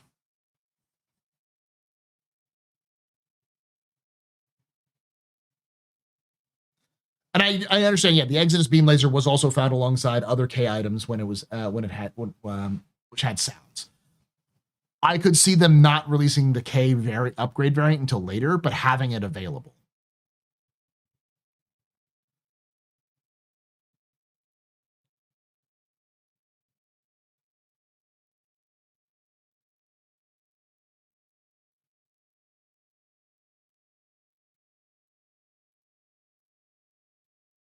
So we're going to expect them to steadily nerf the Idris in line with the F8C.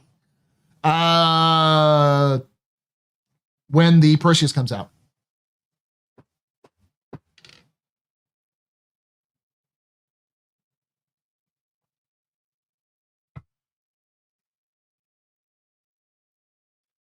I don't get all the jonesing for the Idris, like the jonesing for the Polaris, and all the jonesing for Polaris. Look what happened there. Many people found out too quickly that they ain't got enough friends to crew it. Yeah, but if you do, it's fun.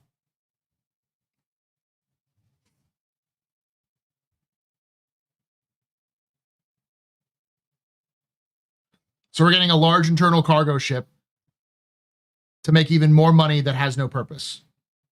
The P? The P is a patrol ship. You can use it's not just a cargo. You can also use it as a vehicle storage and like ship storage. The P can be used for cargo, but so can the M.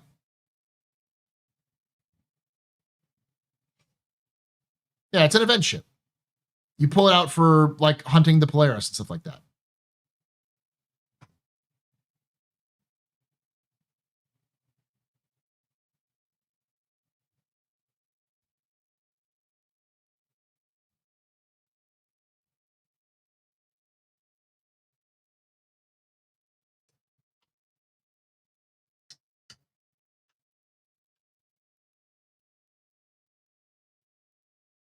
So another YouTuber posted an Asgard interior tour. An MFD shows four Panther repeaters. So Asgard is like you 4 size 3s, 2 size 5s. It's streamer bait. The streamers will have enough friends to crew the ship like that, which is free advert for CIG, which is why we get the Idris and not say working trams and elevators. You don't want John Crew working on working trams and trams and elevators.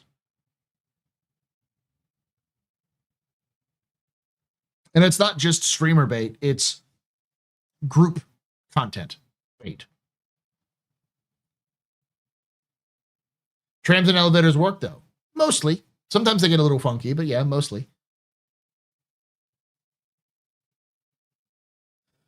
Are they going to sell the combat ATLS on the pledge short? Not for now. They will eventually, I'm sure, but not now.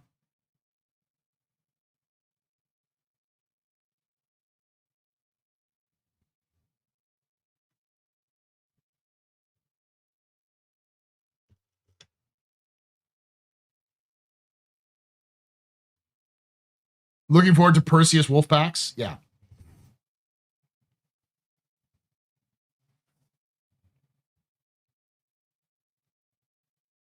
The P is the most common Idris that was sold in the store, correct? Yes, it's the P. The P is the one you get when you purchase it.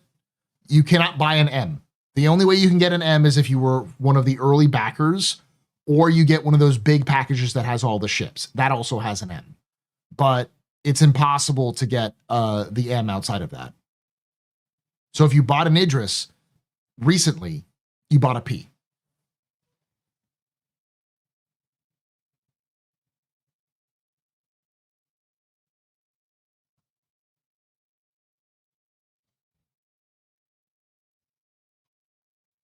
I thought the M was the most common because the M was the only available variant, but way back in the day when I saw it go back on sale then. I don't remember the M being able to be sold for a while. The Idris K is an upgrade package you can only get if you have a P.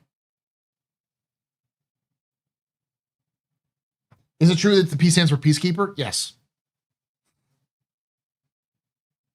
It's the Idris Peacekeeper or Patrol. I think Peacekeeper is its official name, but it's Patrol.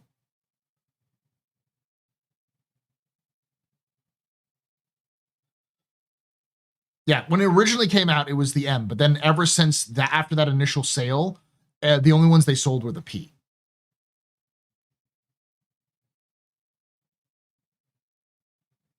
Which one has the massive railgun? The M.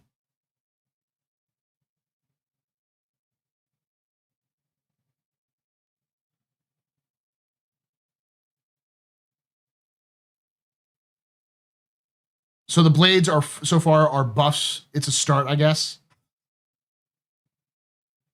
To a degree, I think, as far as I understand. I don't know what the blades are right now, other than what I've been hearing is that they you can use them and they can make your sensors work better.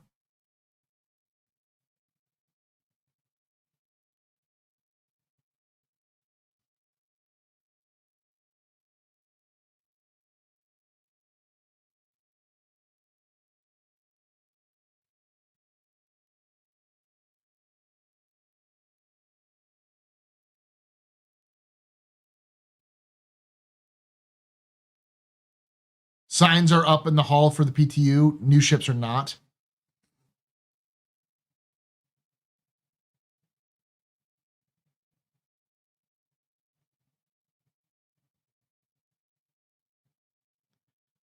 Have you gone over the Wicklow ATLS IKTI? No, I haven't. What the fuck is that? Is that that's what they're calling the combat bot version?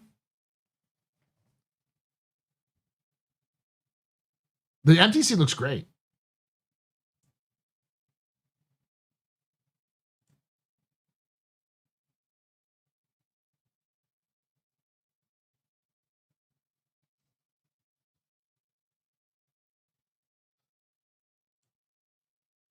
Oh, that thing. Yeah, yeah.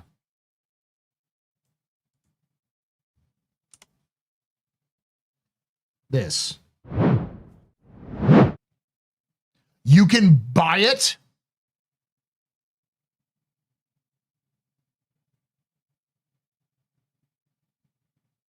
You can buy this.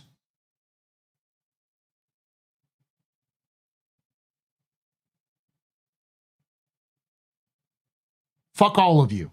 Absolutely fuck all of you.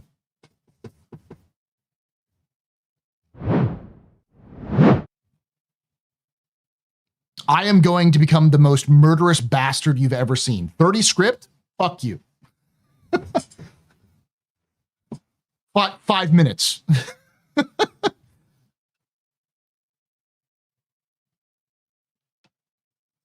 Not right now. Not right now. When 411 goes live, I'm done. I will kill all of you for script. The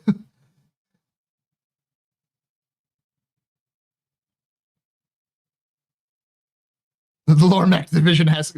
I want 30. I will have a division of those. All right.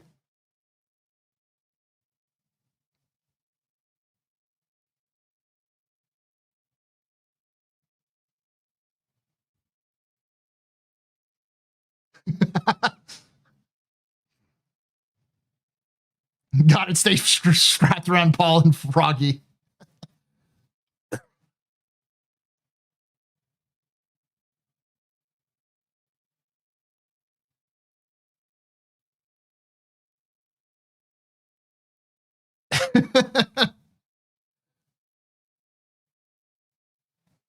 The only reason the mech doesn't look as great as the others is because it's in a weird T-pose.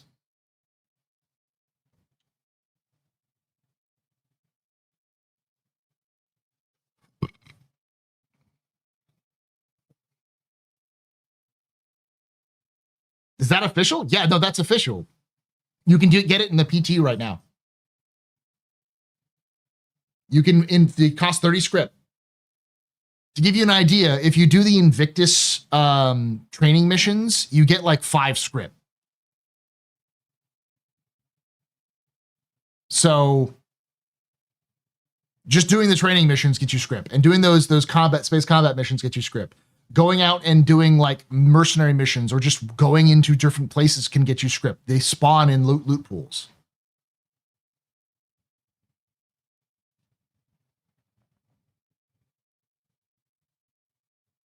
Now hold up, I have a bunch of script in the PTU. You want to go buy? You can do it right now.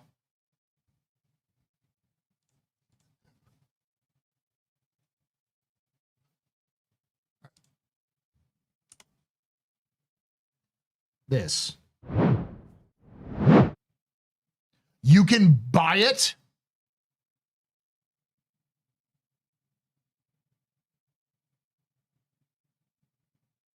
You can buy this.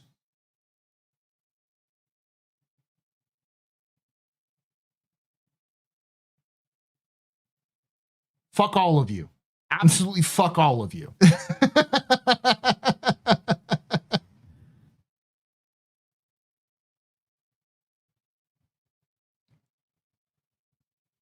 I will become the world's best ATLS pilot.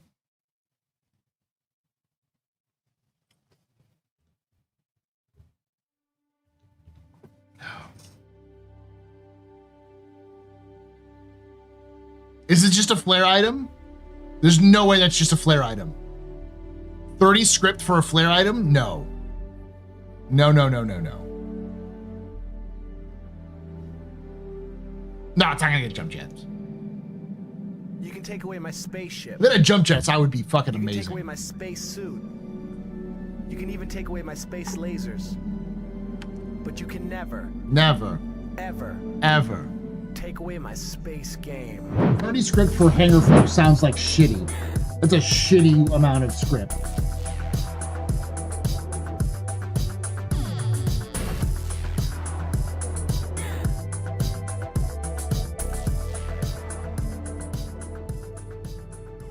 Klepter_ just resubscribed for 23 months. 07 Paul. I've almost been here a whole year. I can't believe it. May the lore be complete and the videos be long. Thank you so much for that. 23 months, a whole year. You mean 2 years? You're very important, Papa. Very impressive, Mr. Very pedestrian. You rock. Shots and cheers in chat, y'all. Shots and cheers. It's in the ISC. Where is it in the ISC?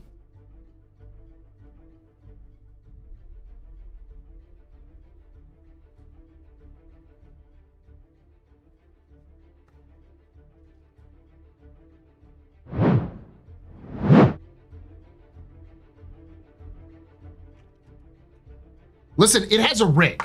Like that whole, like, you can get that file and you can see that it has a rig. It's rigged to move. It's been rigged to move forever. It's just wasn't fully rigged for a while. Riccolo's ATLS ITKI, yes. Well, it's an unlockable. It's not a buyable. It's an unlockable.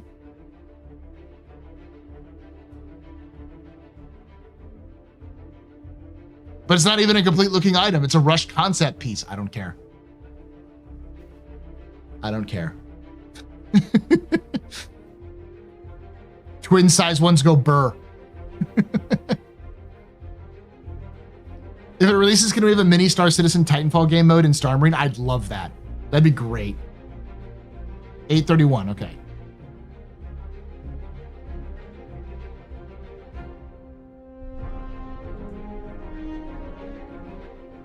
Guild script. These script are in-game items that you can pick up and collect.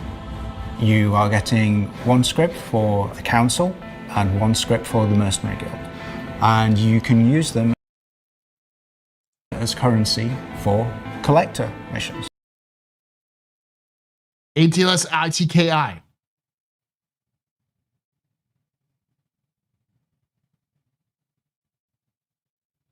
For favor. Yeah.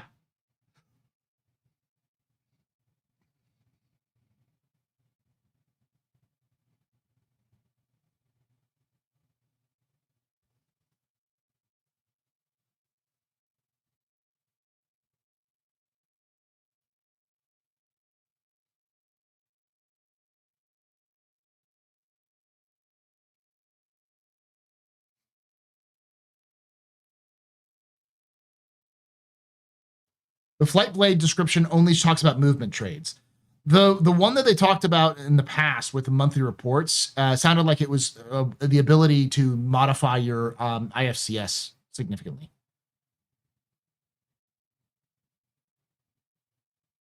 Apparently, IKTI is Banu is Banu for weapon. Off topic here, but I just wanted to let you know I loved your last lore video about the Banu species. Thank you. In the sub-store, Second Divine War Service uniform jacket. I think they already have this jacket. That's already been in there for a while. Yeah. That's the one that we've had for a while. There's different color versions. Apparently there's a lot of bomb racks in the files now too. I know, I've heard that. Someone else came in here and said bomb racks are now available for the for that. I'm like, Gladiator. Gladiator. Gladiator! Gladiator bomber!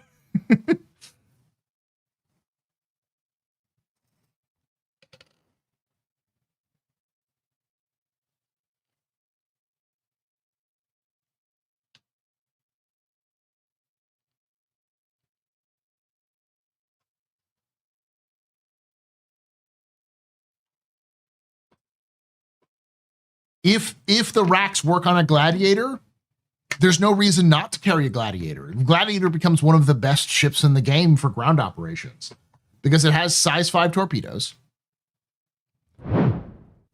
So it's a fuck you to any small ship that comes near you. It already has some decent firepower, 2 size 3s on the for the pilot, 2 size 3s for the gunner, and then also bombs. It becomes a multi-role like ground attack fighter.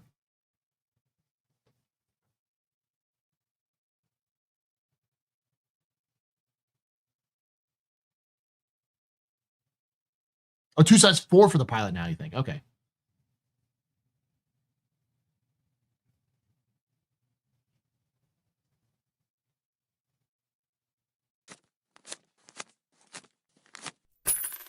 Hey, a tip. SCAP, super chatted $4.99. Would accept Shrike Bomber as compromise. We'll accept Shrike Bomber. Oh my god, it could, well, that might actually be a thing you could do. That'd be kind of cool. Didn't it get up to size 4? I didn't know that.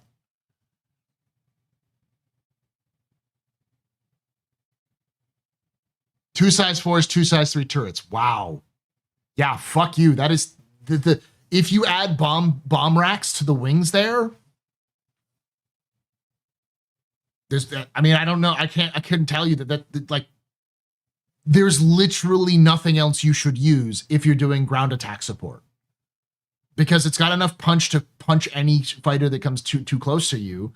It has size 5 torpedoes to say, go fuck yourself. And then its wings you could swap out for bomb bays. Like, what the fuck would you use?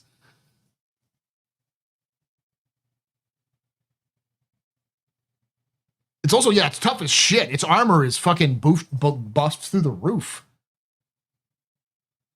Bomb racks look agnostic, so maybe on other ships. Yeah, but not all ships have downward-facing bomb racks or missile racks. Like, you could probably slap it onto an Aurora, but you'd need to fly the Aurora upside down because its missile rack is on its top.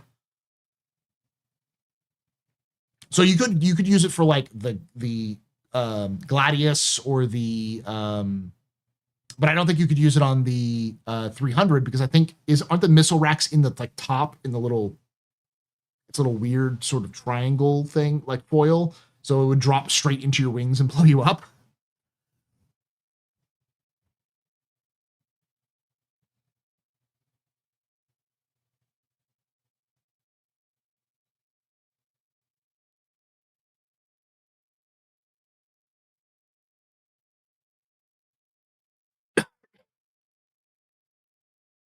Corsair wing of bombs. Yeah, you could also do it on the Corsair.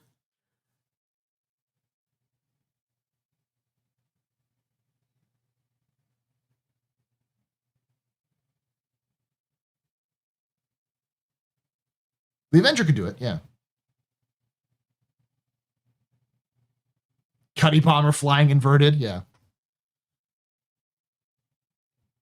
The Retaliator doesn't have external missiles, though. It has torpedoes. How does the Guardian stack up against the Harbinger? Also, if you forgot, the Harbinger turret has size 3 guns versus size 2 on the other Vanguards in your vid. It has size 3? On the nose? I thought it was for size 2s.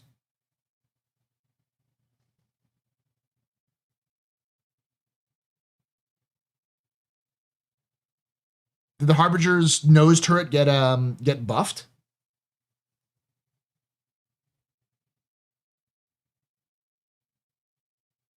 Oh, the turret guns.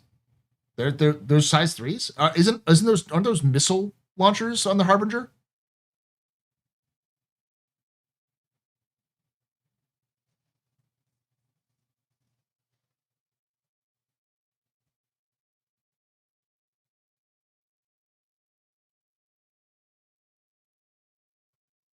My Gladius will have the bombs it was meant to.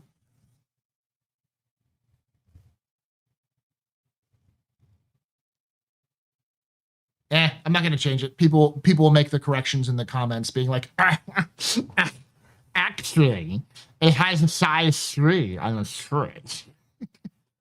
Get people to comment more.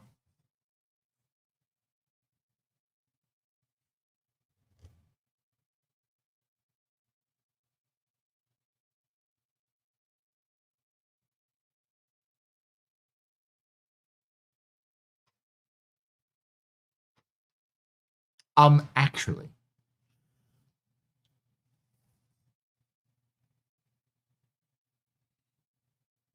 All right. What I've just learned is that this is going to be the best Invictus ever. Because CIG is giving me both bombs for a Gladiator, which I don't own, but, you know, bombs for the Gladiator, and a mech with guns on it. Rockets. Yeah, rockets.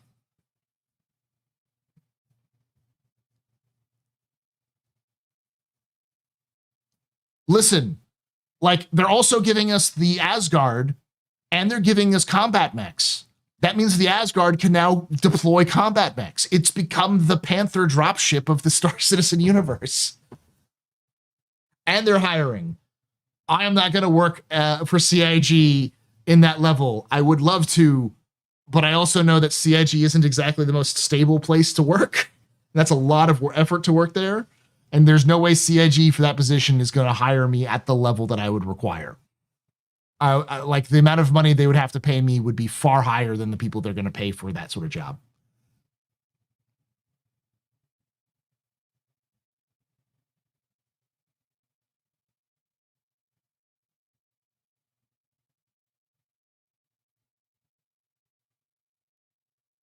Happy birthday to Paul. Yeah. No Perseus. Perseus is coming in the, my guess would be August, September. Less stable than teaching in the US right now. I'm a 9-year teacher. I'm fine. I've applied for CIG jobs like 6 times. They know me. If I applied, they'd say no anyways.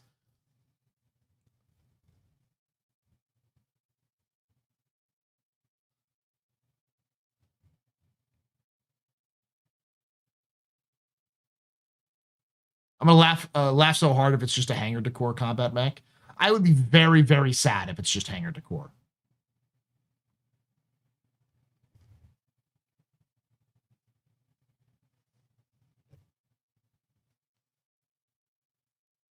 I'm too valuable on the outside. I have heard that in the past. There could be a reason why I wasn't hired, which is because I'm too valuable as a content creator versus an employee.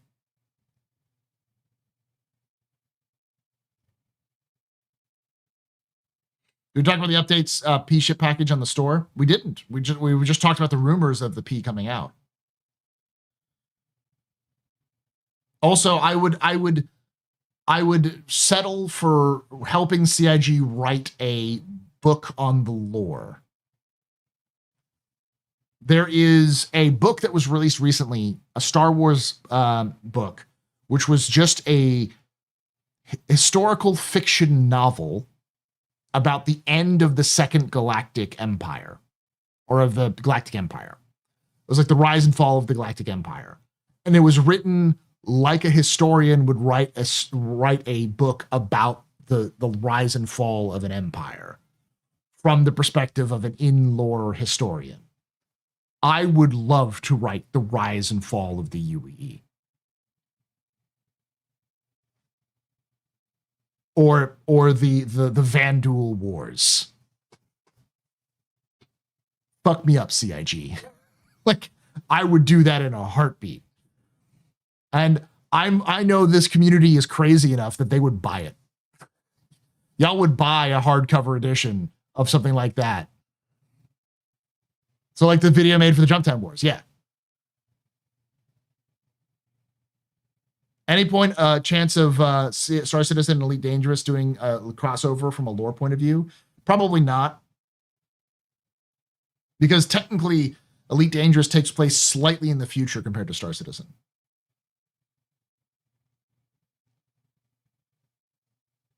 New page was displaying weapons wrong? Okay.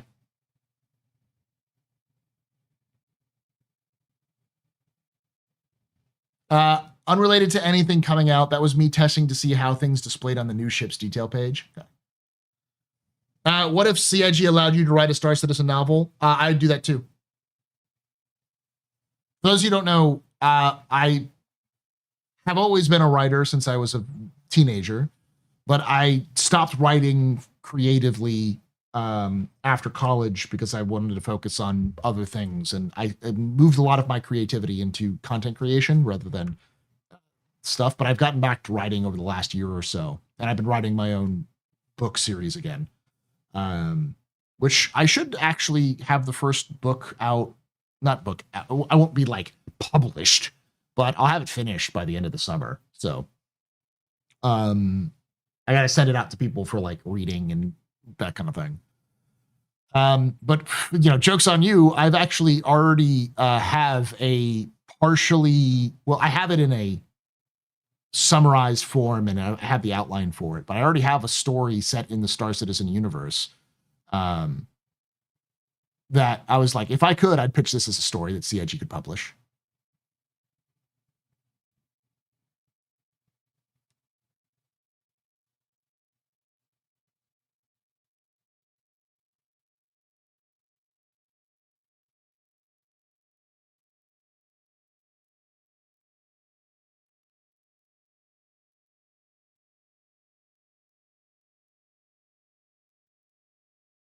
You should do something like the Star Wars books that make one about the factions in Star Citizen.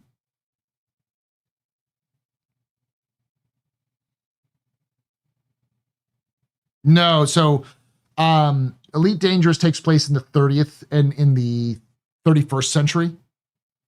So it's like in 30 something.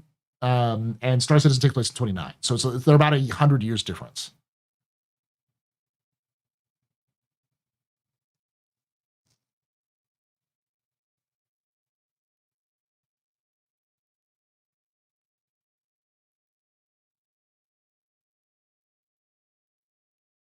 But CIG already hires writers for those sorts of things. There was a short story in the latest Jump Point written by a contract writer.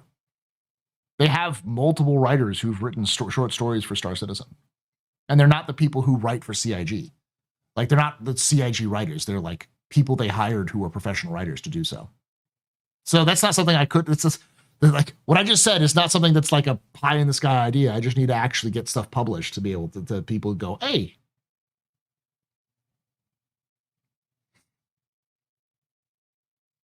So that goes out to any CIG, anybody at CIG who has that sort of power. I know C Daddy doesn't. Not to insult you, C Daddy, but yeah, I'd love to do that. I'll give you a hint at what the story was too. It was about a crew of gray-ish pilots,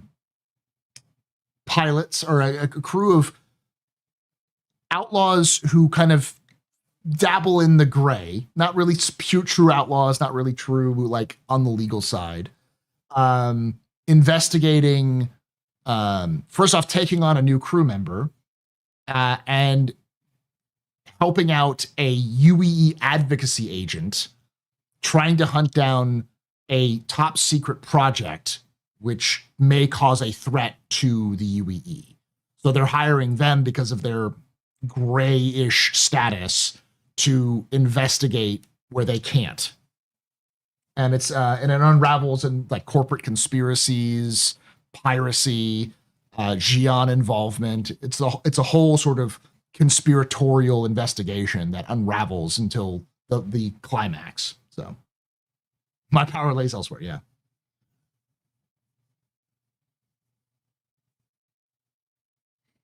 C Daddy's power is in all of the website and all of your accounts.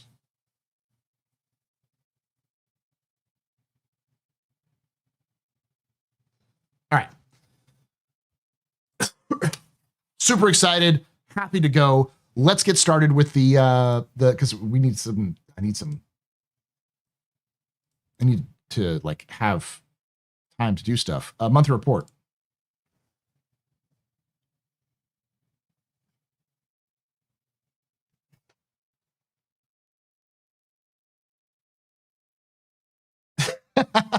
I'm going to write a story about a new crew that goes into a store and buys new AI blades and how satisfied they are with their purchase. Sponsored by Microtech.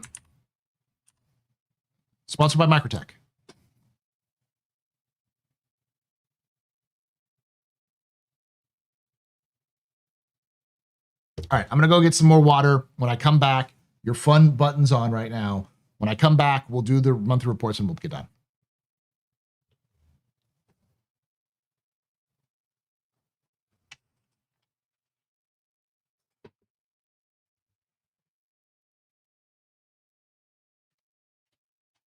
Stand by for Titanfall. Weapons free, y'all.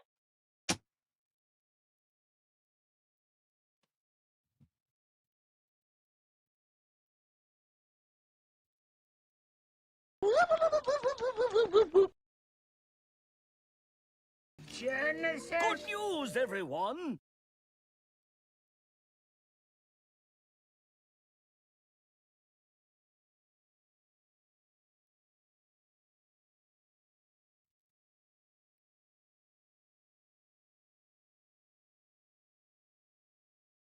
Drugs.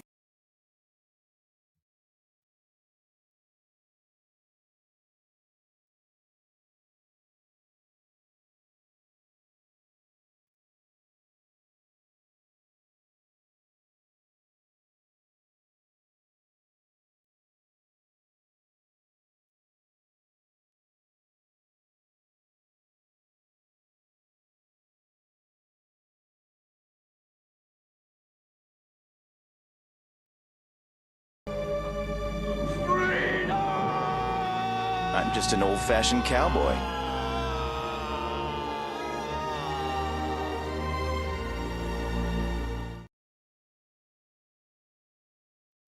Everybody and his dog calls himself an outlaw. I love democracy.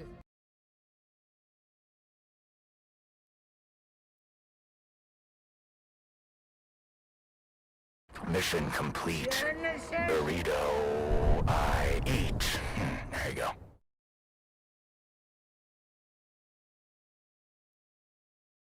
I'm Fly. I'm Pilot. Hello, I like money.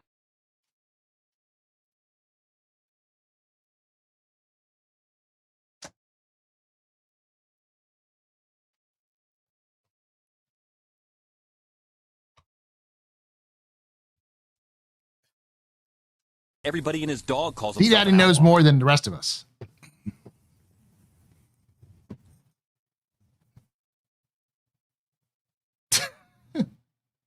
Still, the memes that could be spawned from Paul being hired to write the lore, making Redeemer lore, then quitting. I am going to write a project proposal straight to Dave Haddock himself. I'm going to write it for all of the writers and say, I will write the Redeemer lore. All I ask is that I am credited as a writer of this lore somewhere in the credits. Put me in the credits of Star Citizen as assistant, or writer of the Redeemer lore. That's all I care. Okay? I will take $1. Okay? $1 for doing that. Because at this point, it's just a matter of fucking pride that someone needs to fix the fucking thing, and I'm gonna fucking fix it. Not Paul saying it'll work for exposure. Exposure kills people. This is a personal matter, okay? This is like my white whale, this thing. All right?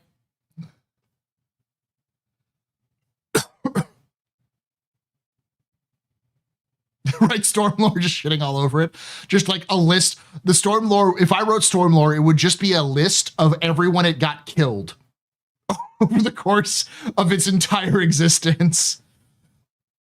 I would just write, even though it's a god-awful and total piece of shit lies, I would just write Pentagon Wars. But the Storm.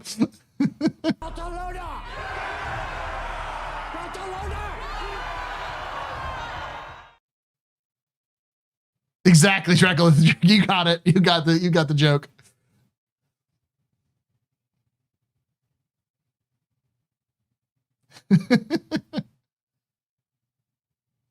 All right, you ready, y'all, chat?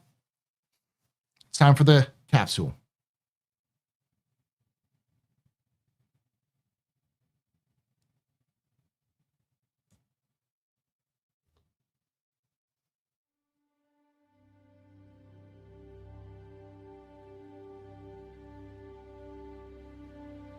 Oh, hello.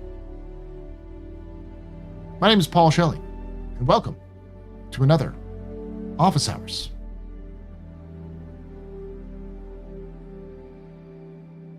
Capsule. That's right, a small section of my Office Hours live stream that I do on Thursdays at 8 p.m. Eastern, 5 p.m. Pacific on twitch.tv/TheAstroPub, youtube.com/TheAstroPub live. Would love to have you come join us live and join chat here, who's going to lie and tell you that it's pre-recorded. But we're going to be doing our monthly report, the monthly report for April of 2025.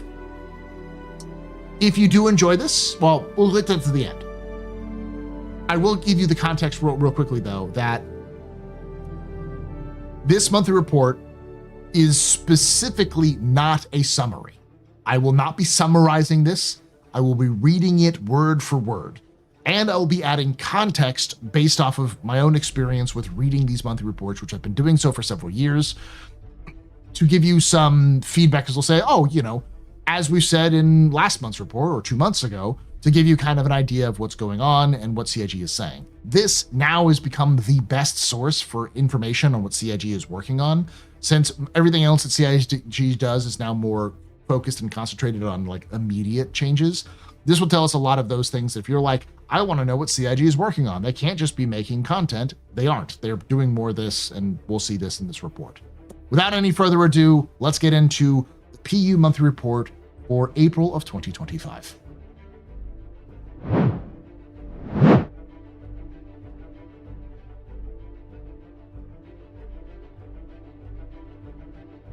Welcome to April's PU monthly report with UEN and Invictus. I hate that. I hate that. When it says UEN, I'm like, it happens in some of the lore videos. Like when I look at the resources, they say UEN like that, and I can't say it right. It sounds weird when I go UEN. It's like UN, like UEE Navy. Okay, With the UEE Navy Invictus fleet and currently preparing to make its jump to Stanton, most teams touch the upcoming festivities throughout the month. However, a lot of work was done towards features and content coming later this year. Read on for more details. AI content. Let me turn down the volume a little bit so you can. Yep.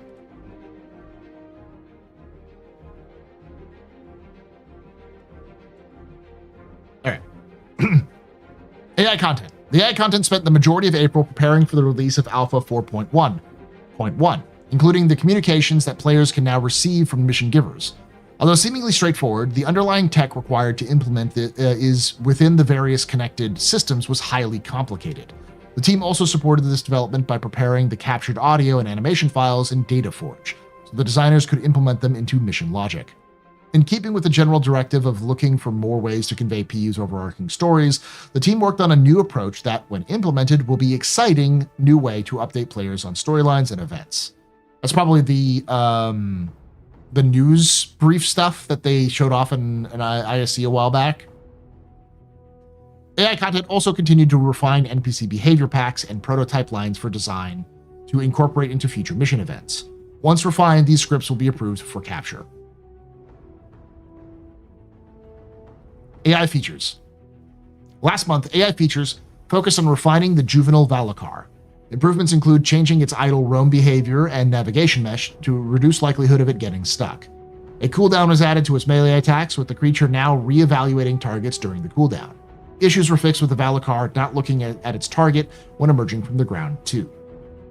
Technology developed for the juvenile Valakar also proved useful throughout April. Now values can be set in DataForge, general purpose data editing tool, and past subsumption, behavior scripting engine.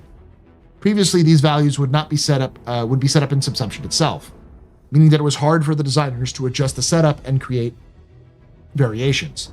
By exposing more behavior values, such as attack ranges, timeouts, and use of specific melee and projectile attacks, the designers can rapidly create variants for specific scenarios and gameplay needs.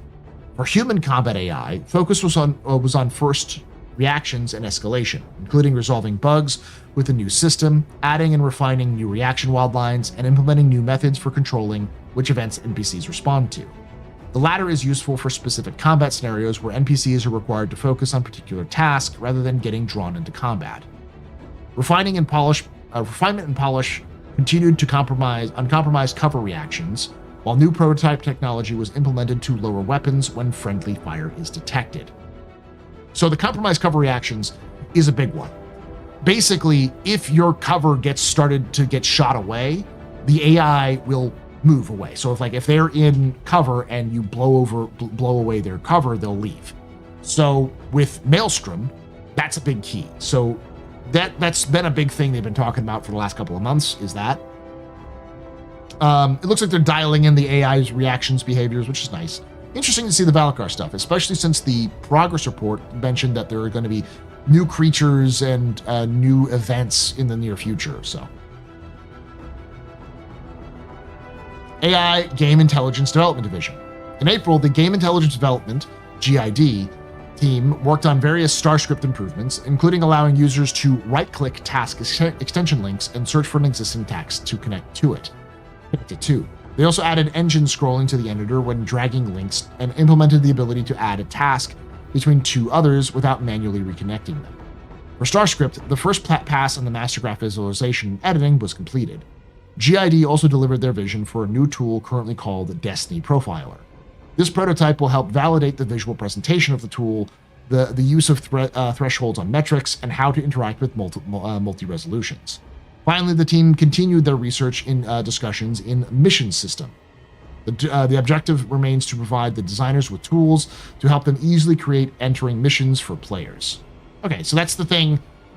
On the mission system, they put it in quotations, is the thing that they've been working on for a while. That's Elliot's team. And their main focus is to create missions, the new mission system, to be able to have more control.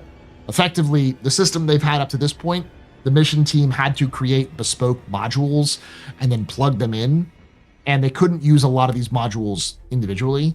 Now, with the new systems that they're developing, they're basically creating smaller modules and getting other things like AI and other like packs that they can then swap in and out to create new mission variation and new mission development. So that's one of the reasons why we're seeing a lot of the focus being on content this year, is because all of the missions that are developing with these new content storytelling are prototypes. They're designed as early use so that they can then turn around and use them for other missions in the future and diversify missions as they go along.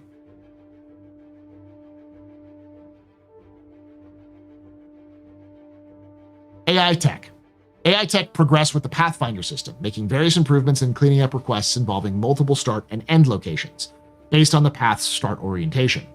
The devs can now readjust the initial animation for better continuation when exiting a usable. For the movement system, AI tech are improving chase target requests to allow for chasing of ground vehicle targets alongside NPCs.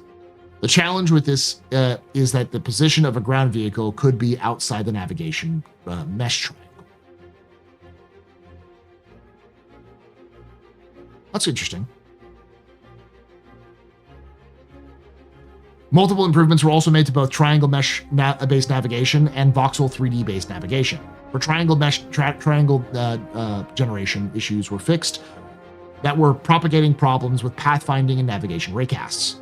For the 3D voxel-based navigation, the team began utilizing the resulted voxels and mesh to improve ship AI collision avoidance. On the subsumption side, the team continued to create synchronizing and serializing subsumption behavior state and behavior variables. Various bugs were fixed for ship AI, some relating to newly exposed functionality like flight mode, and the spawning and despawning of voids.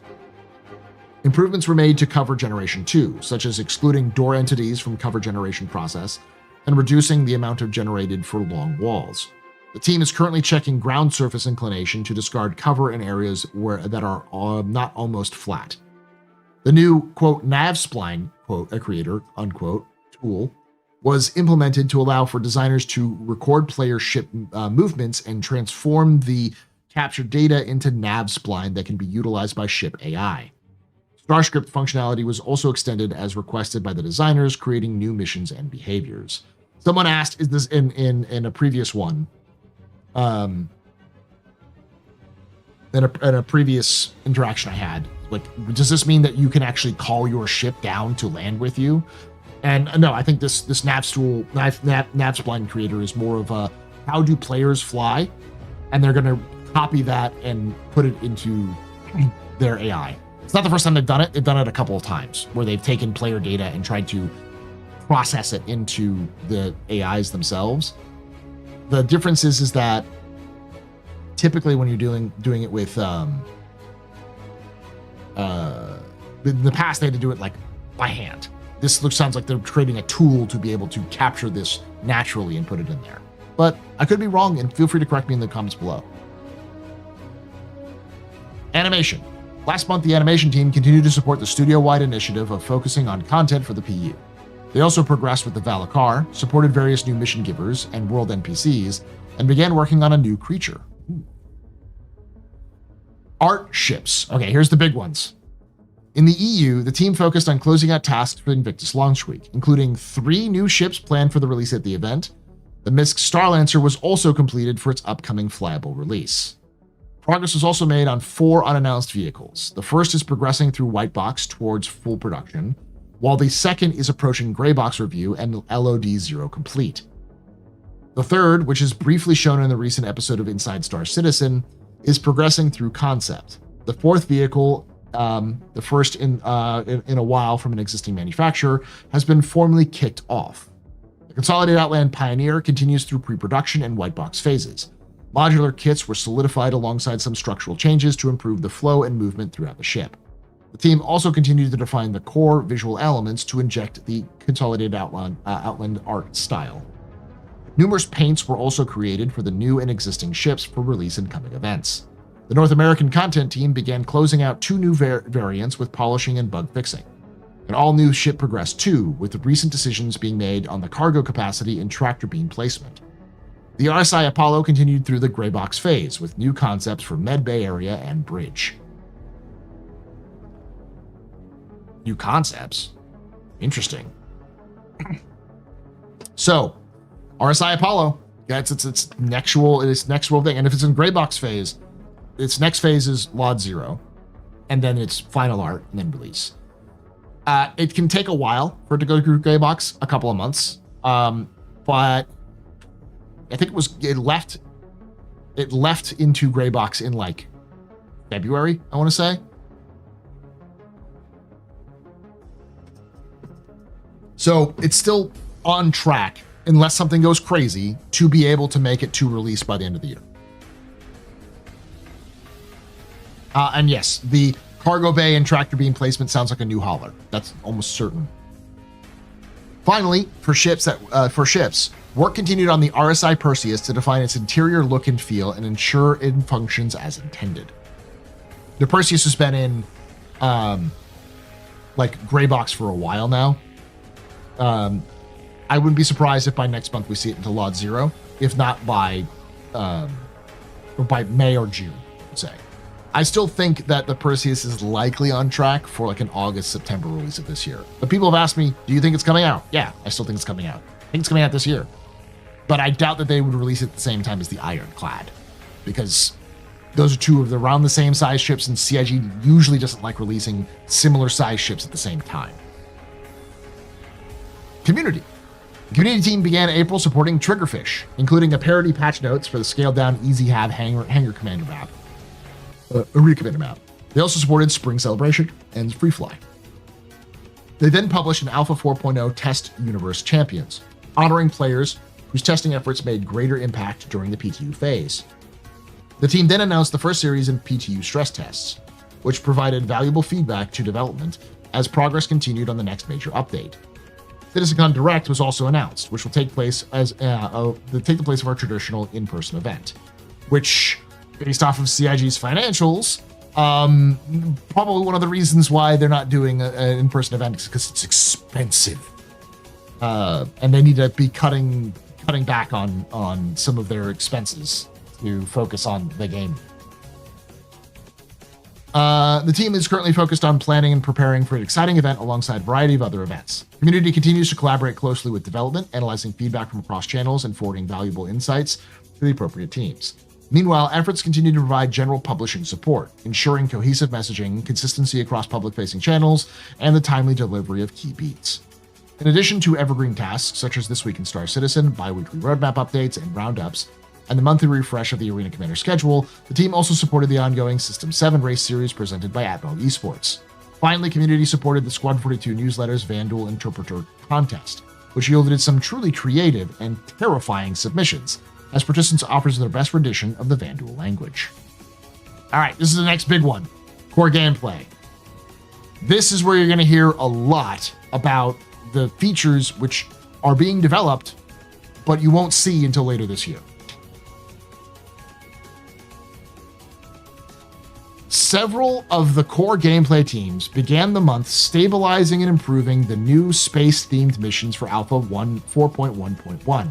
This included closing out the first iteration of several new features, such as communication notifications and new mission rewards. Outside of new content, the team continued to monitor feedback from the PTU to address community concerns as quickly as possible. As always, we are infinitely thankful for the players who take their time to contribute to testing leading up to release. Core gameplay team. Recent tasks following feedback included investigating new issues with quantum travel and reoccurring problems with freight elevators, ship claiming, and inventory flow. Yeah, that's a problem. Those are all problems. Those are probably the biggest problems outside of the transport missions and the mission stuff that needs to be addressed for the year of stability to, in my mind, be considered to be more successful. Excuse me. I'm still getting over a cold, so if that sounds like my voice is gone, it's because it is.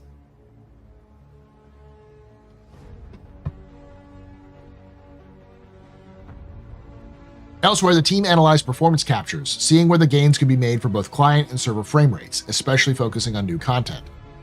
There are several more ongoing initiatives across the core gameplay teams that are either for the next few releases, longer term, or for Squad 42. However, much of the work done for Squad 42 will also be relevant to Star Citizen, so these teams work across both projects. I constantly reiterate this to people, but it's always important to kind of talk about that Squad 42 and Star Citizen are the same project. So anything that's done for Squad 42 is also done for Star Citizen. There are cases like the quantum travel, which is, and I think they say it later in this one, the only thing that the new quantum travel is being waiting on is multiplayer support. It's basically done, it's being fiddled with in Squadron, but the reason why it's not in Star Citizen is because it's not really set up for server meshing yet. It's been mostly focused on Squadron. So they still haven't had the chance to port it over to Star Citizen. But almost everything that's in Star Citizen now is in Squadron, and possibly started its life in Squadron and then got moved over, like the new HUD systems, the new map systems, all of that stuff. Elsewhere, core gameplay added updates to the engineering UI screen, including countdown warnings for catastrophic explosions, and reinstated and advanced the diagnostic screen MFD. They have been doing a lot of work on engineering screens. The engineering HUD has gone through extensive updates over the last 2 months. Like last month, it was a ton of stuff. Further improvements were made to ship death. For example, fatal damage behaviors now require a significant impact. In addition, catastrophic misfires can now be triggered by nearby items failing due to severe damage.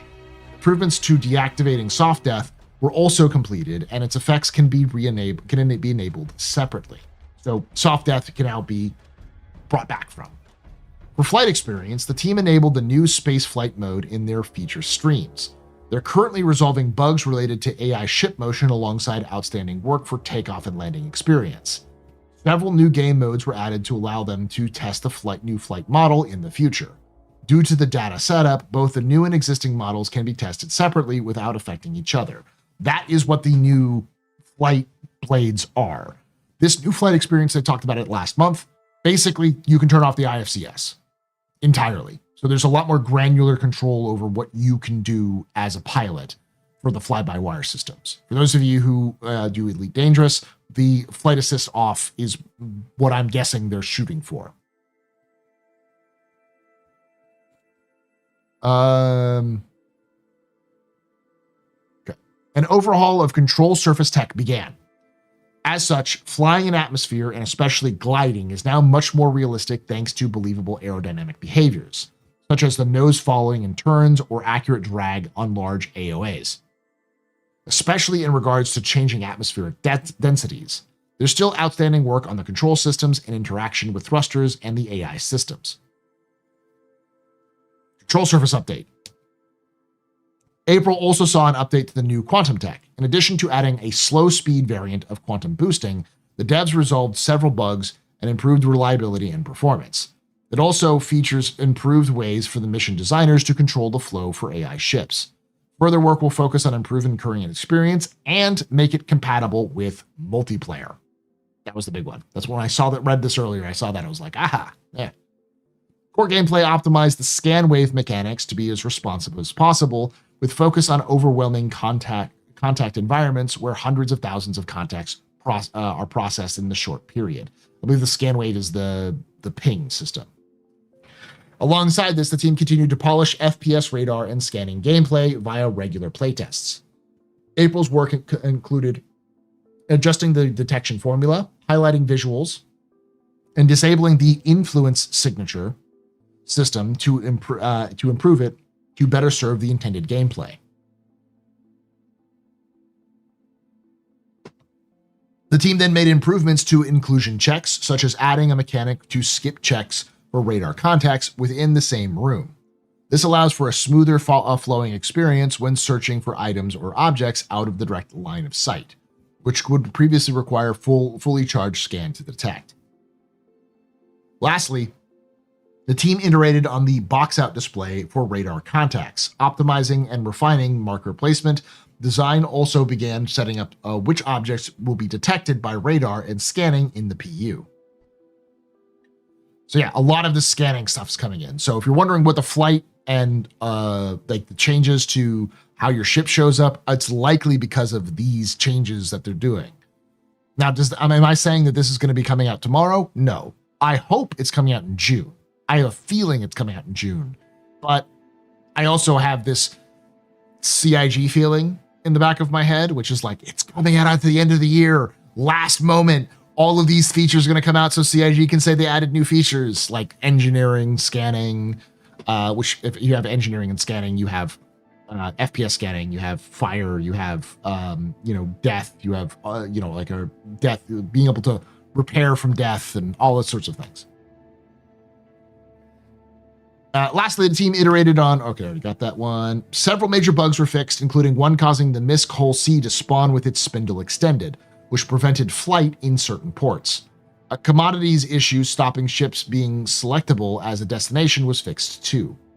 For refineries, the team added the location inventory to the list of resources and destinations, where refining no longer consumes the ore bag, so it can be reused. For cargo, items placed on grids now take item pivot into consideration for data if available. If the data is available. So yes, a lot of good stuff there. Economy. Last month, the economy team were involved in a new content coming in Alpha 4.1.1, including items and vehicles for Invictus. They also supported the design of several new mission archetypes, some of which have a chance to impact the universe in a more permanent manner. The team then began looking into making an economy more dynamic, testing various things. We are studying different economic models from history and fiction to get a better impression of how the economy will feel when it's fully fledged. It's a freaking mixed economy, y'all. The UEE has economics teacher. UEE has lots of regulatory usages and then clearly has the control of the money supply. I wouldn't be surprised if and we know that there's a central bank, the UEE central bank, which probably controls the money flow similar to the Fed. So yeah, and that makes the most sense anyways, because you want to have your main political entity, the UEE, be able to heavily modify the rate of inflation through manipulating currencies. If that's all gibberish to you, just basically what, liberalism has today, like what you have today. Is that what I teach? I teach 101 economics, macro and micro economics, basically intro. I also teach government and sometimes world history. The team also discussed the next iteration of item recovery and how it will influence the prices and exclusivity of different items. Work then continued on the back-end shop refactor that will provide the tools to start building a better shopping experience. Finally, the economy and data solution teams continue to create a comprehensive data plan to provide better and faster information about what players like the most. Honestly, CIG should just consult with an economist. I'm sure there's somebody who would love to work with them because it's not Eve. CIG, StarCitizen is not Eve. You don't need to have an economist on staff, but having an economist that they could hire, not me, don't ask me, professional, to at least give them an idea, like pitch them the world that they have, and the economist to go, oh, okay, well, how would this work? And then kind of come up with it. There's somebody who would love that job. I know there's people somewhere who would love that job. At least for like a contract work. That'd be great. So, Paul, no, not me. Somebody who has a PhD in this.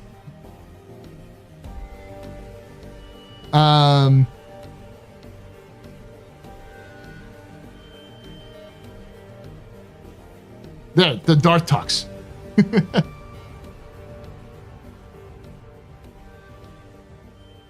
With most of their recent fundamental tech work complete, the team focused on improving mission quality.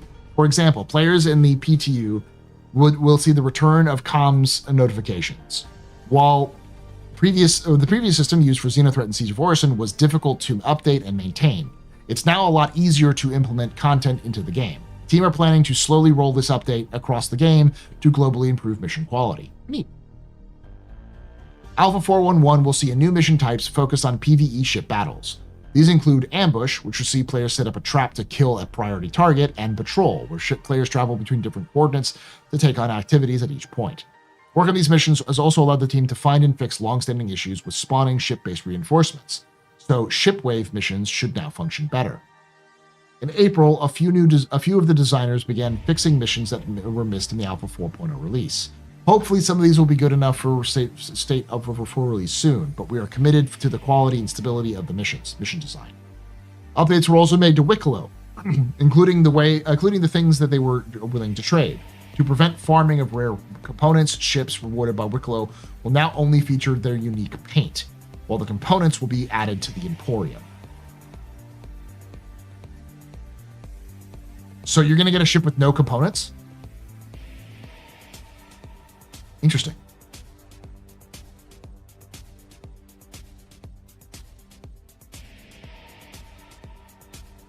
Narrative. In April, the Narrative's team main focus was on a suite of new missions and support for the Invictus launch week. Looking ahead, the team prepared for the next capture session, which involved confirming trigger lists with design, writing scripts, casting actors, and coordinating with the various downstream departments tasked with processing captured material. They will also be reducing unique dialogue for an upcoming event, as well as adding a new NPC archetype for the use across multiple missions. The team also entered the polish phase on locations that will be arriving later this year, improving the narrative flow of the area.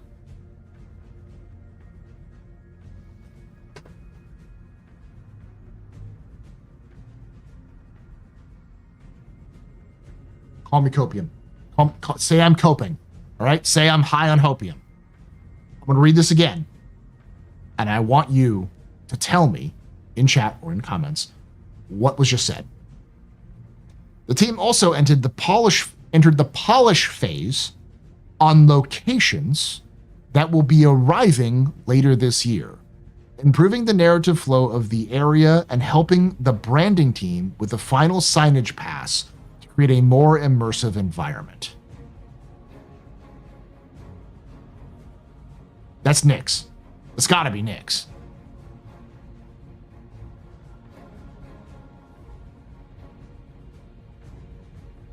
It's got to be Nyx.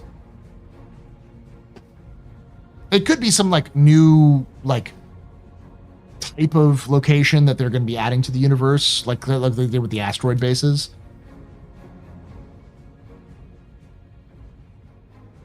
Okay.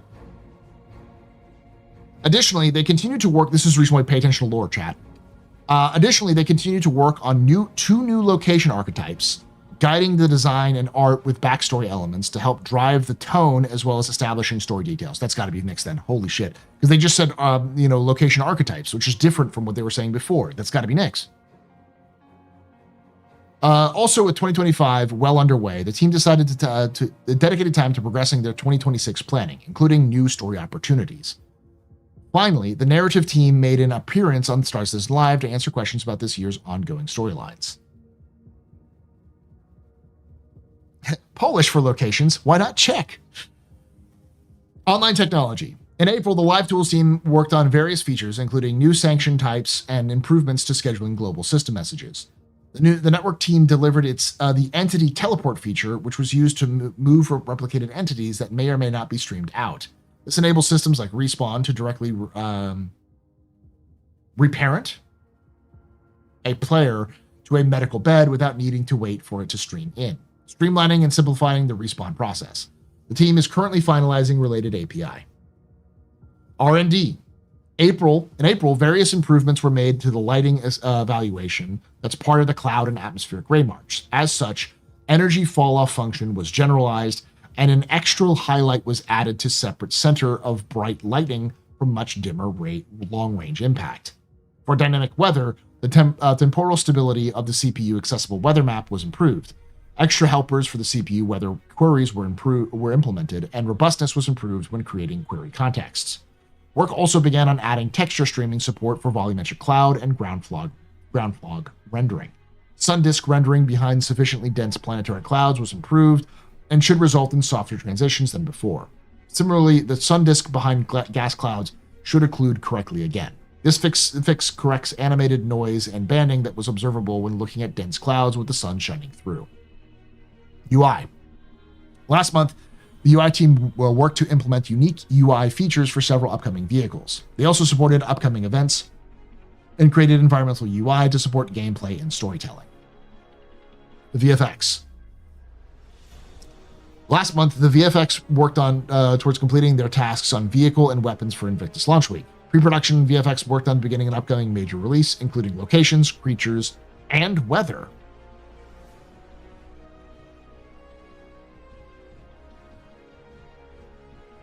Okay.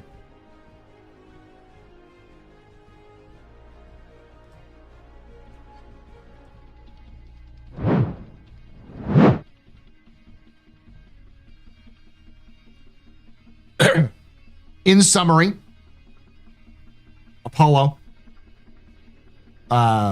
Perseus, and the Apollo's in gray box, Perseus is continuing in gray box, and the Pioneer is in white box phase. Let me look at the actual ships.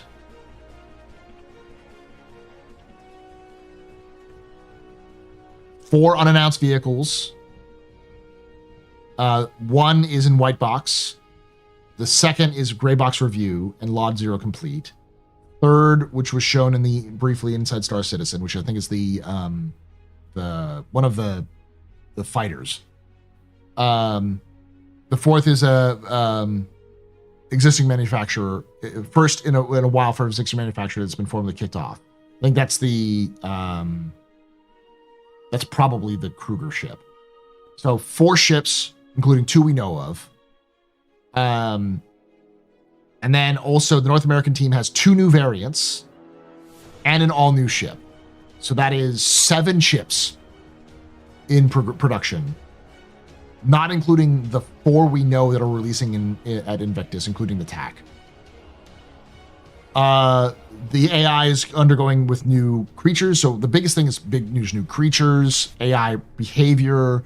There's a lot of work in terms of features on ships entering and leaving, a whole new range of work on the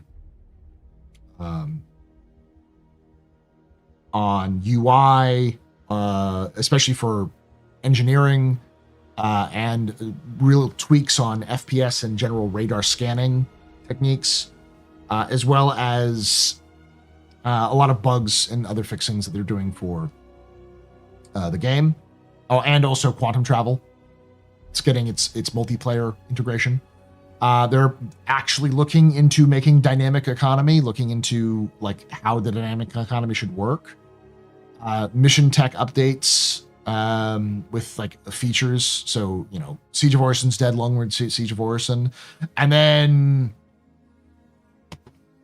Nyx.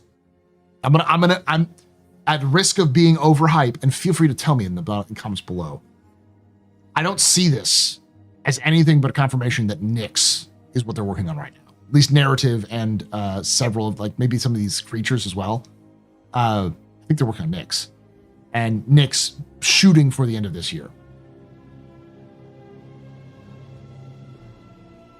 I mean, it's something I've been saying for a while. I think I still see them doing Nyx at the end of this year, and this is not making it any less likely that they're working on Nyx. So I think Nyx is going to be at least previewed, if not fully released, at the end of the year. But let me know. If you did enjoy this, please hit that follow button, subscribe for more, hit the like button, subscribe for more videos like this, and hit the bell icon to be notified when this release. And like I just said, let me know in the comments below. Am I just way too high on the hopium? This is a lot of information, a lot of good stuff. I'm going to have a hard time making the thumbnail for this one. I think I'm going to go with Nyx because that's the hypest one. But I may also put up some there for like some of the other like the ships and stuff like that, because that's always good. As always, come join us live at twitch.tv/TheAstroPub, youtube.com/TheAstroPub live at 8 p.m. Eastern, 5 p.m. Pacific, to join chat here live and talk about Star Citizen lore, news, and more in our office hours live stream.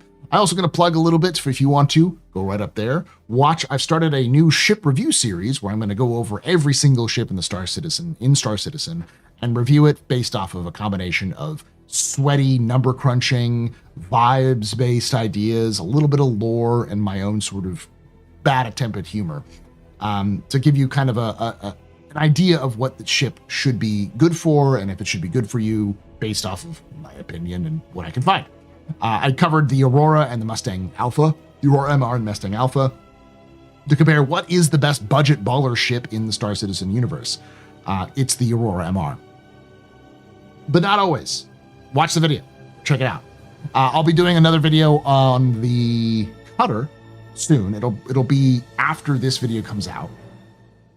But it should be available for members when it does come out. So thank you for watching. Thank you for hanging out. And like I say every time, hope to see you someday in the black.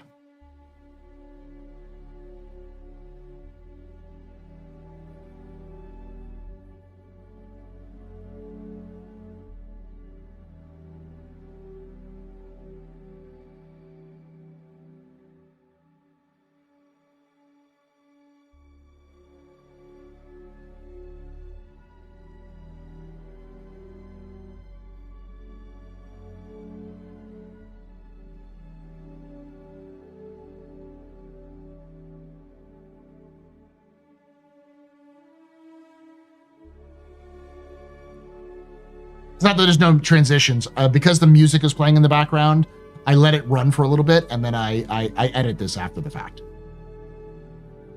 I'm still going to be we're going to hang out here for a little bit longer, because I still got a couple of minutes left. It's almost 4 hours.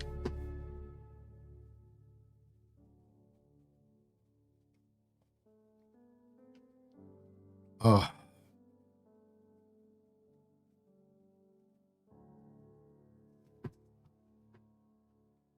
This is just vibes, okay? This is me vibing, not at all realistic. There's no secret hidden message here. But the way that they've been building things and the way they've been talking about the game, I feel like, especially with these monthly reports, I feel like we may see an EPTU in June. Like, we'll see 4.2 release in June, and 4.2's release will have a bunch of different new features. But it'll have a bunch of those features as well that we see with what's in Star Citizen, or what's like these new features that we see in this monthly report. And they'll see what breaks and what doesn't, and that whatever breaks, they'll send it to an EPTU. They'll banish it to the shadow realm of an EPTU and focus on the rest of the way. Because I do think that they really want to add Vulcan into the game. I think that's a big priority I think they have after they get everything stabilized.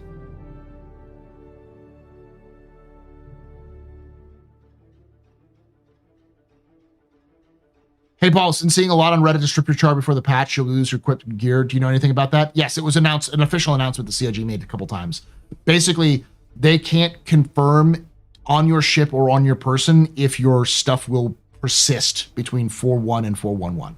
So if you want to make sure that you have all of the stuff on your character, the best thing to do is to strip down all of your character's gear every time you after you log off, if you want to go in before 4.11.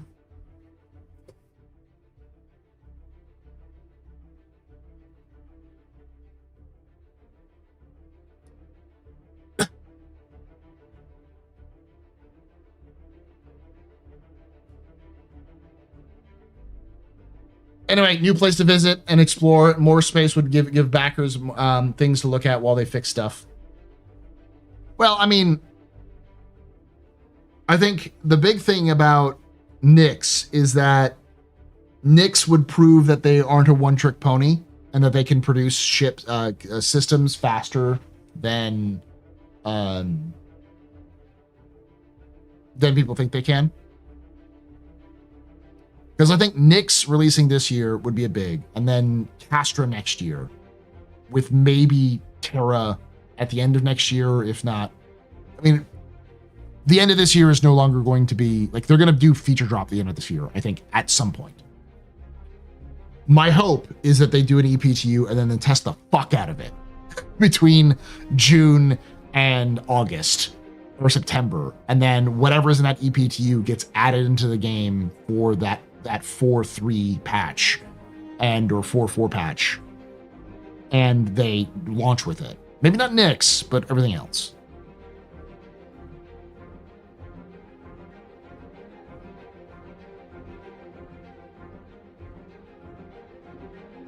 Listen, I would be ecstatic if CIG put a 6-month EPTU out there Fuck yes. Absolutely based. I think that would work so well because it would give people, hey, you want to do engineering? You want to do the new scanning? Go here. All of that stuff is here. All new features. Go enjoy it. None of the progressions are really going to matter, but you can try it out and play it. Did you see the discussion, discuss the plaque description for the flight blades? I did not. Do you have those, Alex?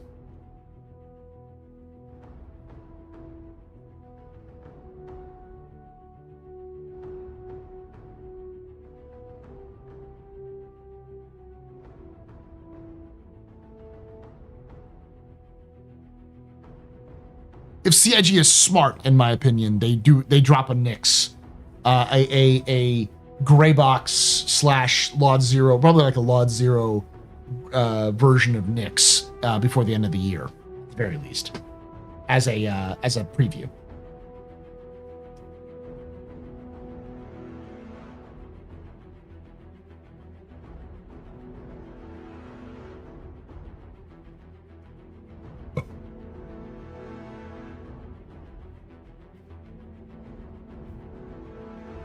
If you can get a link from one of those Discords, Alex, feel free. Dell says, PHB blades, rotation speed increase, unlock potential of your Aegis Gladius with the PHB flight blade from Broad and Raby. By reallocating forward thrust resources, you can expect your ship to deliver increased precision handling during tight maneuvers. So you can now change the behaviors of your ships based off of the flight blade you have. So I'm guessing there's going to be some downside. That sounds like you can make yourself more maneuverable, but it'll probably lower your speed.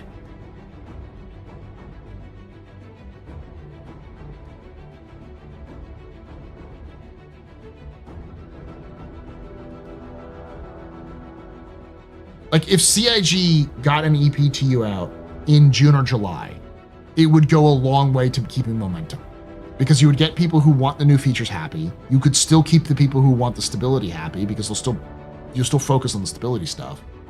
You probably get a lot of data because people will play the new stuff a lot more.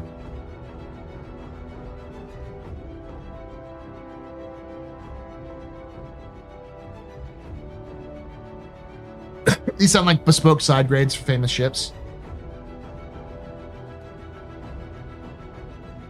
Honestly, I'd be content with them doing with Nyx what they did for 4.0. That's what I would see them doing, is releasing Nyx and engineering. Well, I think engineering and scanning come out before Nyx, but I think at the end of the year, releasing Nyx in a preview channel so that people can play around with it, and then they'll go live with Nyx at the beginning of the next year. They also sound like the precursor of some eldritch fusion of engineering and crafting. Yeah, you see that. Yeah, I think August is engineering craft scanning. August, September would be my guess. The CitizenCon patch.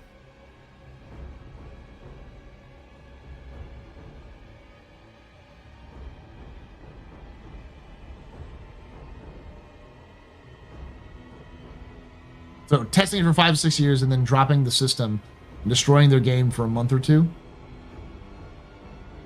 What? Nyx makes sense with the emissions gameplay with 4.11. Yeah. No, yeah. They talked about like the emissions gameplay. And the thing is that I've said this for a while, that Nyx's gameplay is heavily based on scanning. Based off its description, it's clear that the envisioned gameplay for Nyx was always going to be do you know that scene in The Wrath of Khan where the Defiant and the Enterprise enter that nebula, and they're like trying to find each other and shoot at each other? That is what Nyx is.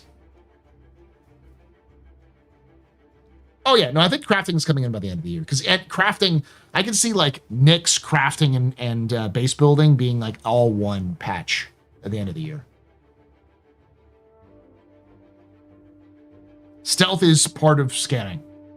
It's part of engineering and scanning.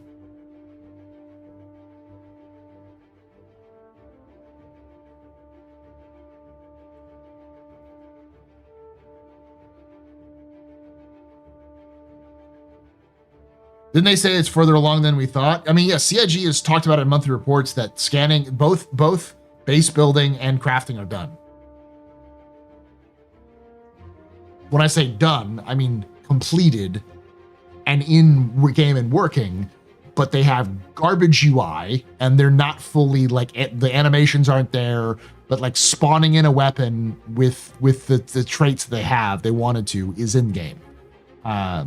And build and like sending you can, you know, start building like a building from beginning to end. You can do that in game with developer UI.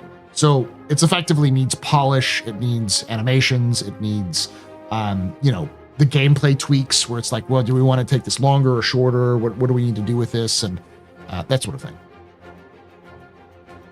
Things just pop into existence. Yeah, I mean, that's what crafting is. Crafting is you put it into you have a box, you push some buttons, the box has some lights and fog, and then the door opens and the fog reveals a thing there. The actual practicality, what it is the game itself just spawns the item in.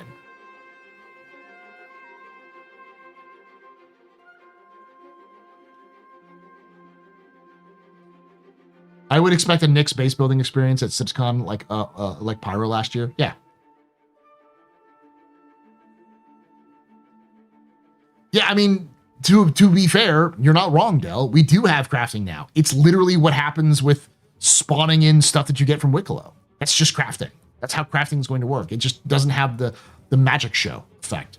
And you have to go to Wicklow, who you don't have any control over. He just gives it to you.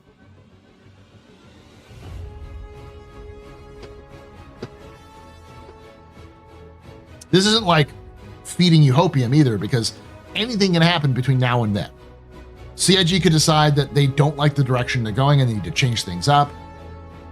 They could say they want to add more nuance. There's a lot of things that can still change and happen between making it function in game and actually bringing it out as a gameplay feature.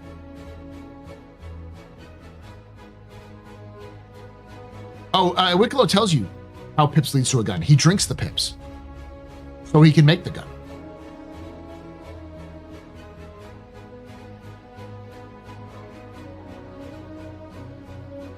That's more trading, but yeah, farming to get the items. To be fair, what it is finding those items, putting them in a location, and pressing, I would like item, please, and then suddenly your item shows up. That's what crafting is going to be. You know, take X resources, put them in container, then hit craft item, and resources despawn, and item spawns. That's what crafting is, in a technical sense. Yeah.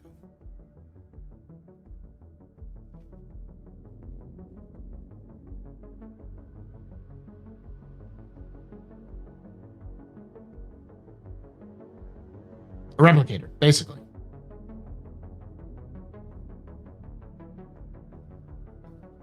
Touche. Well, he literally says it in his in some of his lines. He's like, "I need this not for the gun. I need it for me. I need this burrito because I need to eat it."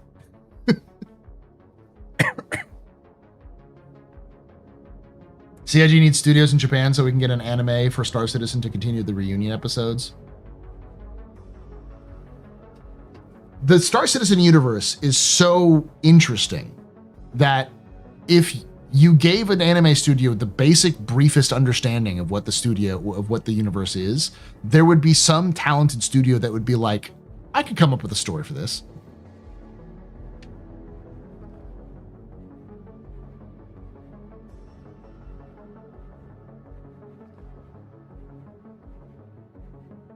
Does anybody have the ability to test to see if the ATLS IKI is in game? If you can get it in game now?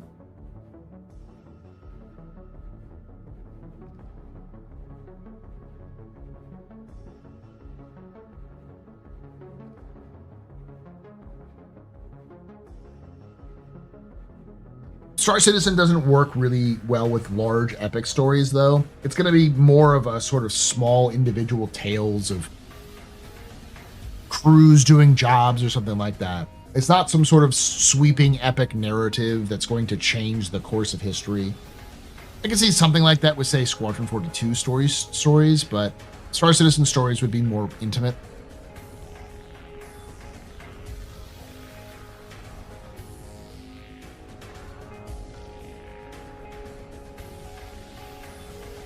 Dude, how excited he is for it. I fucking love it, dude. Are you kidding me? Fuck me up. Give me Stompy fighting Mech in Star Citizen. I told people I'm gonna fucking use it everywhere. Yeah, people have been saying they saw it in the build. It's like 30 script.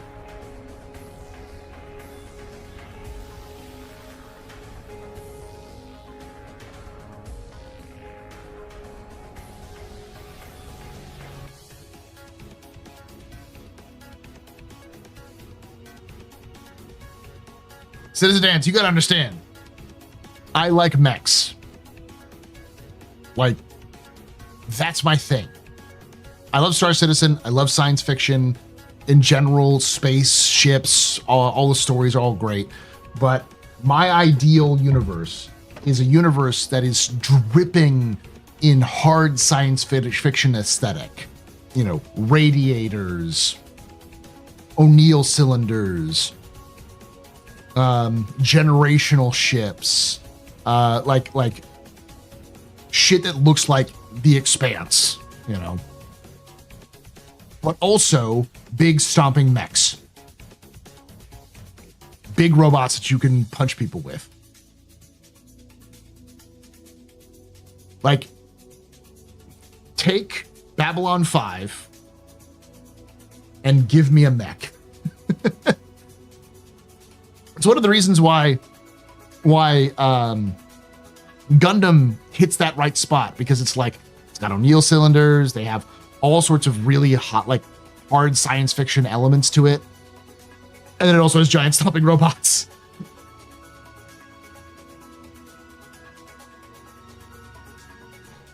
For somebody who hasn't played it in a while, what is script? What the hell is script? Script is in-game currency that is not currency. You get these bars of tokens, these bar tokens that you can then use at Wicklow, the Banu trader in game, who you give them the script and they will give you a ship, or they'll give you a favor, they'll give you some stuff. So you exchange them for unique items in the game. They're kind of like a secondary currency that you can't purchase.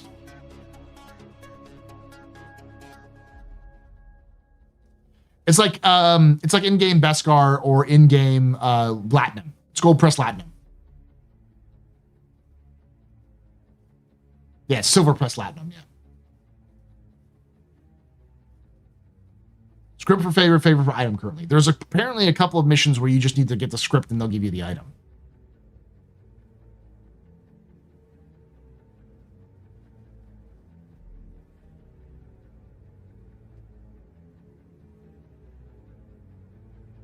So Dabo tables then? I still see the council scripts as John Wick coins. I can see that too.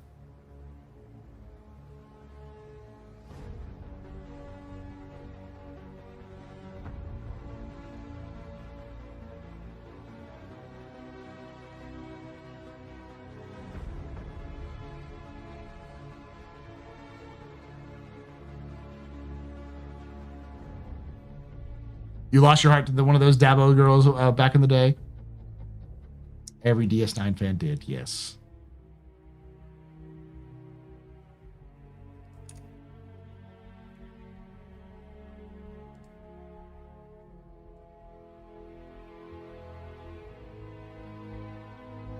So for those of you who are wondering, there is a new lore video that's been out this weekend on the Banu race, the Banu species. Because I am a psychopath, because I am a madman, I also sat down, finished writing, recording, editing, and released another lore video, which is coming out on Saturday, about the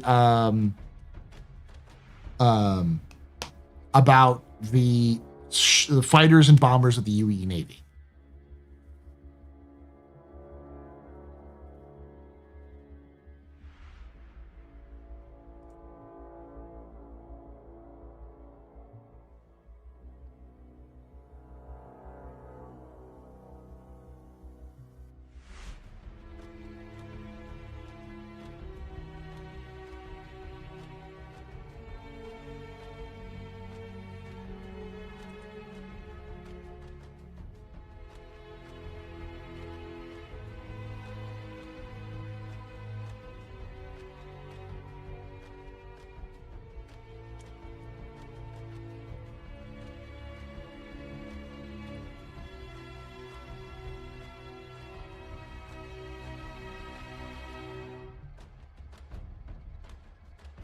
The ambush, you get a lot of money, a lot of script for things. They just throw script at you.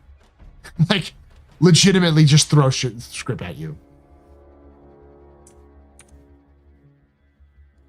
You can find them in the verse. You don't have to, you get them as rewards, but you can also find them in places.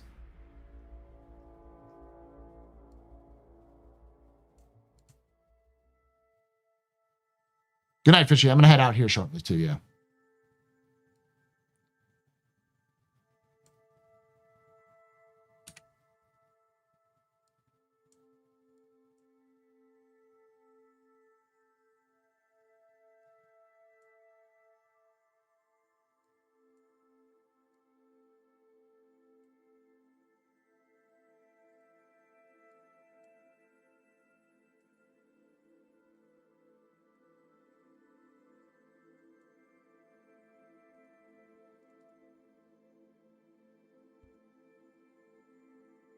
It will change in the PU, I bet. I like the amount needed for Wicklow did from PTU to PU. Yeah, I'm sure they will.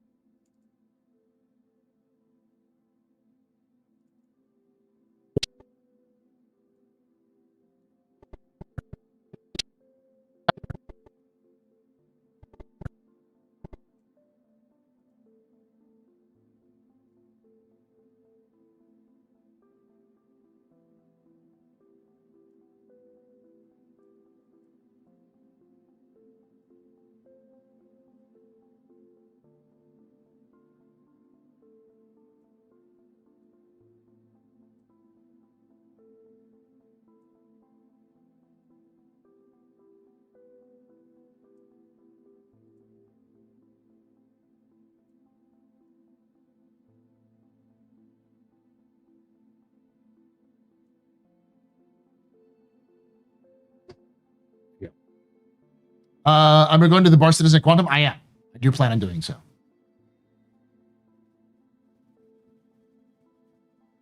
There's like a 30 to 70% chance, 30-70 chance we'll see Idris P come into hangars at Invictus. I'm pretty sure we'll see the P. I won't be broken up if we don't. And it's not 100% chance, obviously. Just because I said so doesn't mean it will, but there's been just too many things coming in to say it can't. Hey, sweet.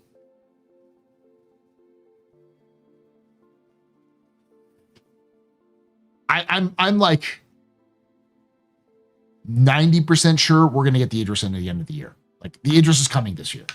Because I don't see CIG holding back the Idris, especially once they get engineering and scanning in. Once they get engineering and scanning in, they're just gonna be like, here you go, kids, have fun. That's really the only thing that's holding back any sort of capital ship gameplay.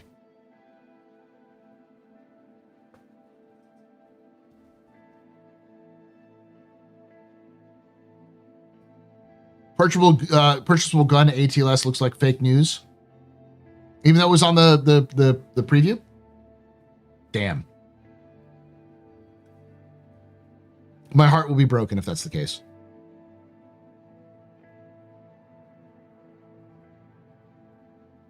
Do we know that's the name of it though? The IK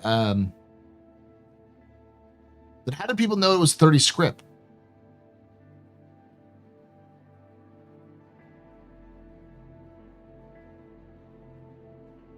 We need our Idris, man. So many reasons to release that thing. It's the hype alone is important.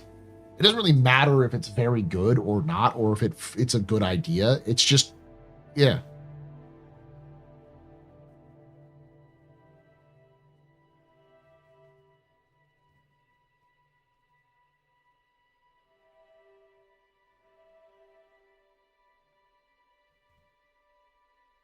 Yeah, because it does have ATLS listed in it.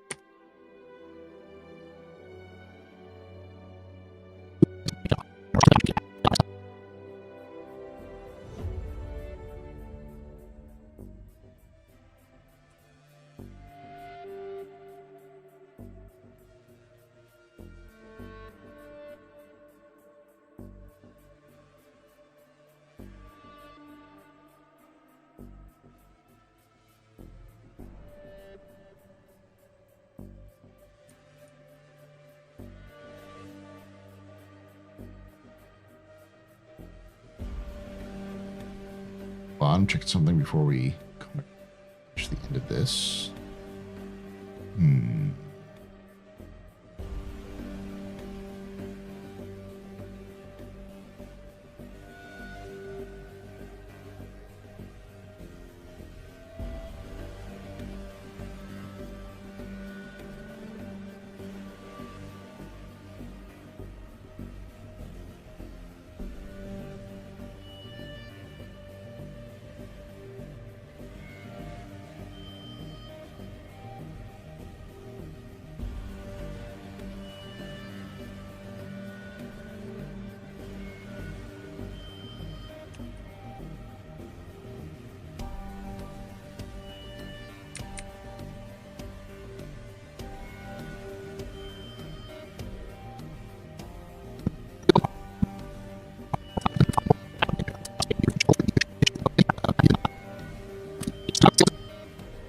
As always, come join us live at twitch.tv/. I'll just do this real quick. I'm trying to edit it while we're live.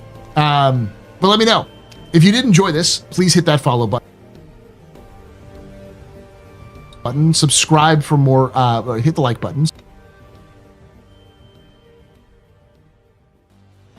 I've been saying for a while, I think I still see them doing Nyx at the end of this year, and this is not making it any less likely that they're working on Nyx. Several of, like, maybe some of these creatures as well. I think they're working on Nyx. And Nyx...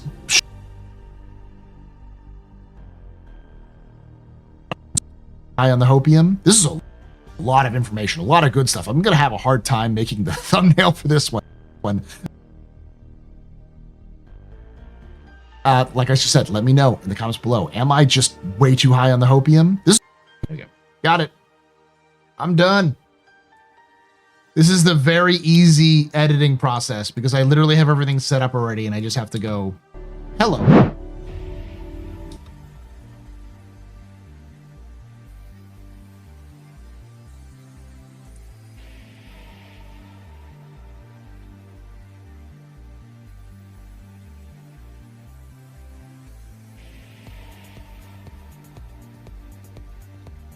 Oh.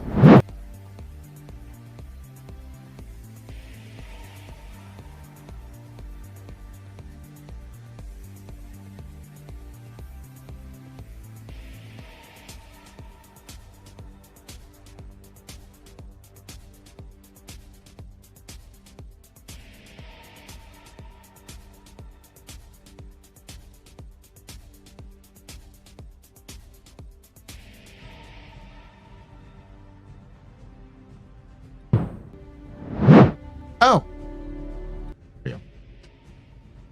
No.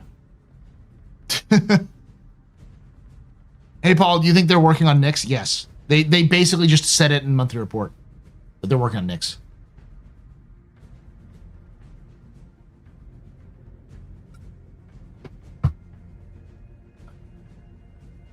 I'll show you briefly.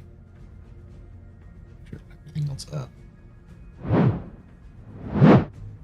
It's very easy. I literally just have this already set up. I just have to drop these in and then I edit it together. Because it's live stream, so I don't have to worry about it too much. And at the end,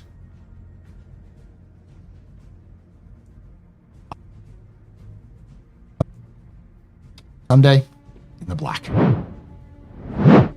Boom. That's why I keep going, because you can hear the music in the background.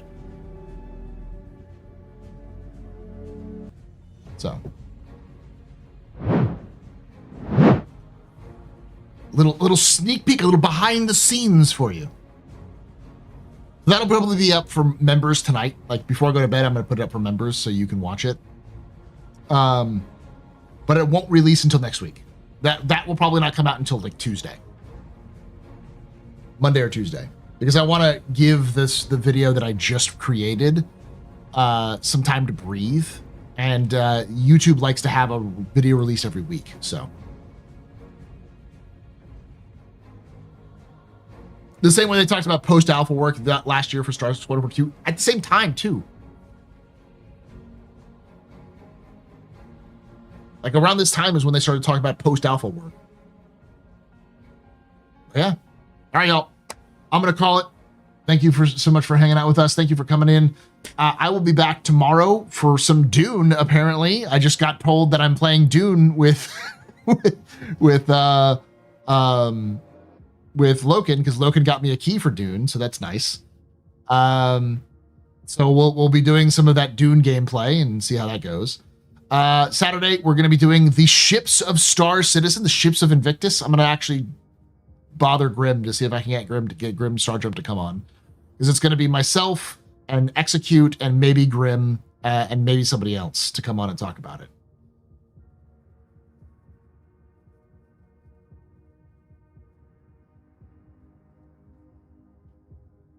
And then on Sunday, we'll be doing a lore expedition. And on Monday, we'll be doing, I'll be doing I know right now the schedule says 0 to Hero, but I'm probably not going to be doing 0 to Hero. I'll probably be doing a live stream talking about the new additions to lore and other things for Invictus and like the history of Invictus and that sort of thing. So that you can come join me and watch that. So on the Astro Historian. So that'll be the prelude to actual Invictus coming out. So I'll be back again all this week, and then next week, because apparently it's just fucking one floor. I'll do one. Well, we'll do two. We'll do one floor tour, probably on Saturday.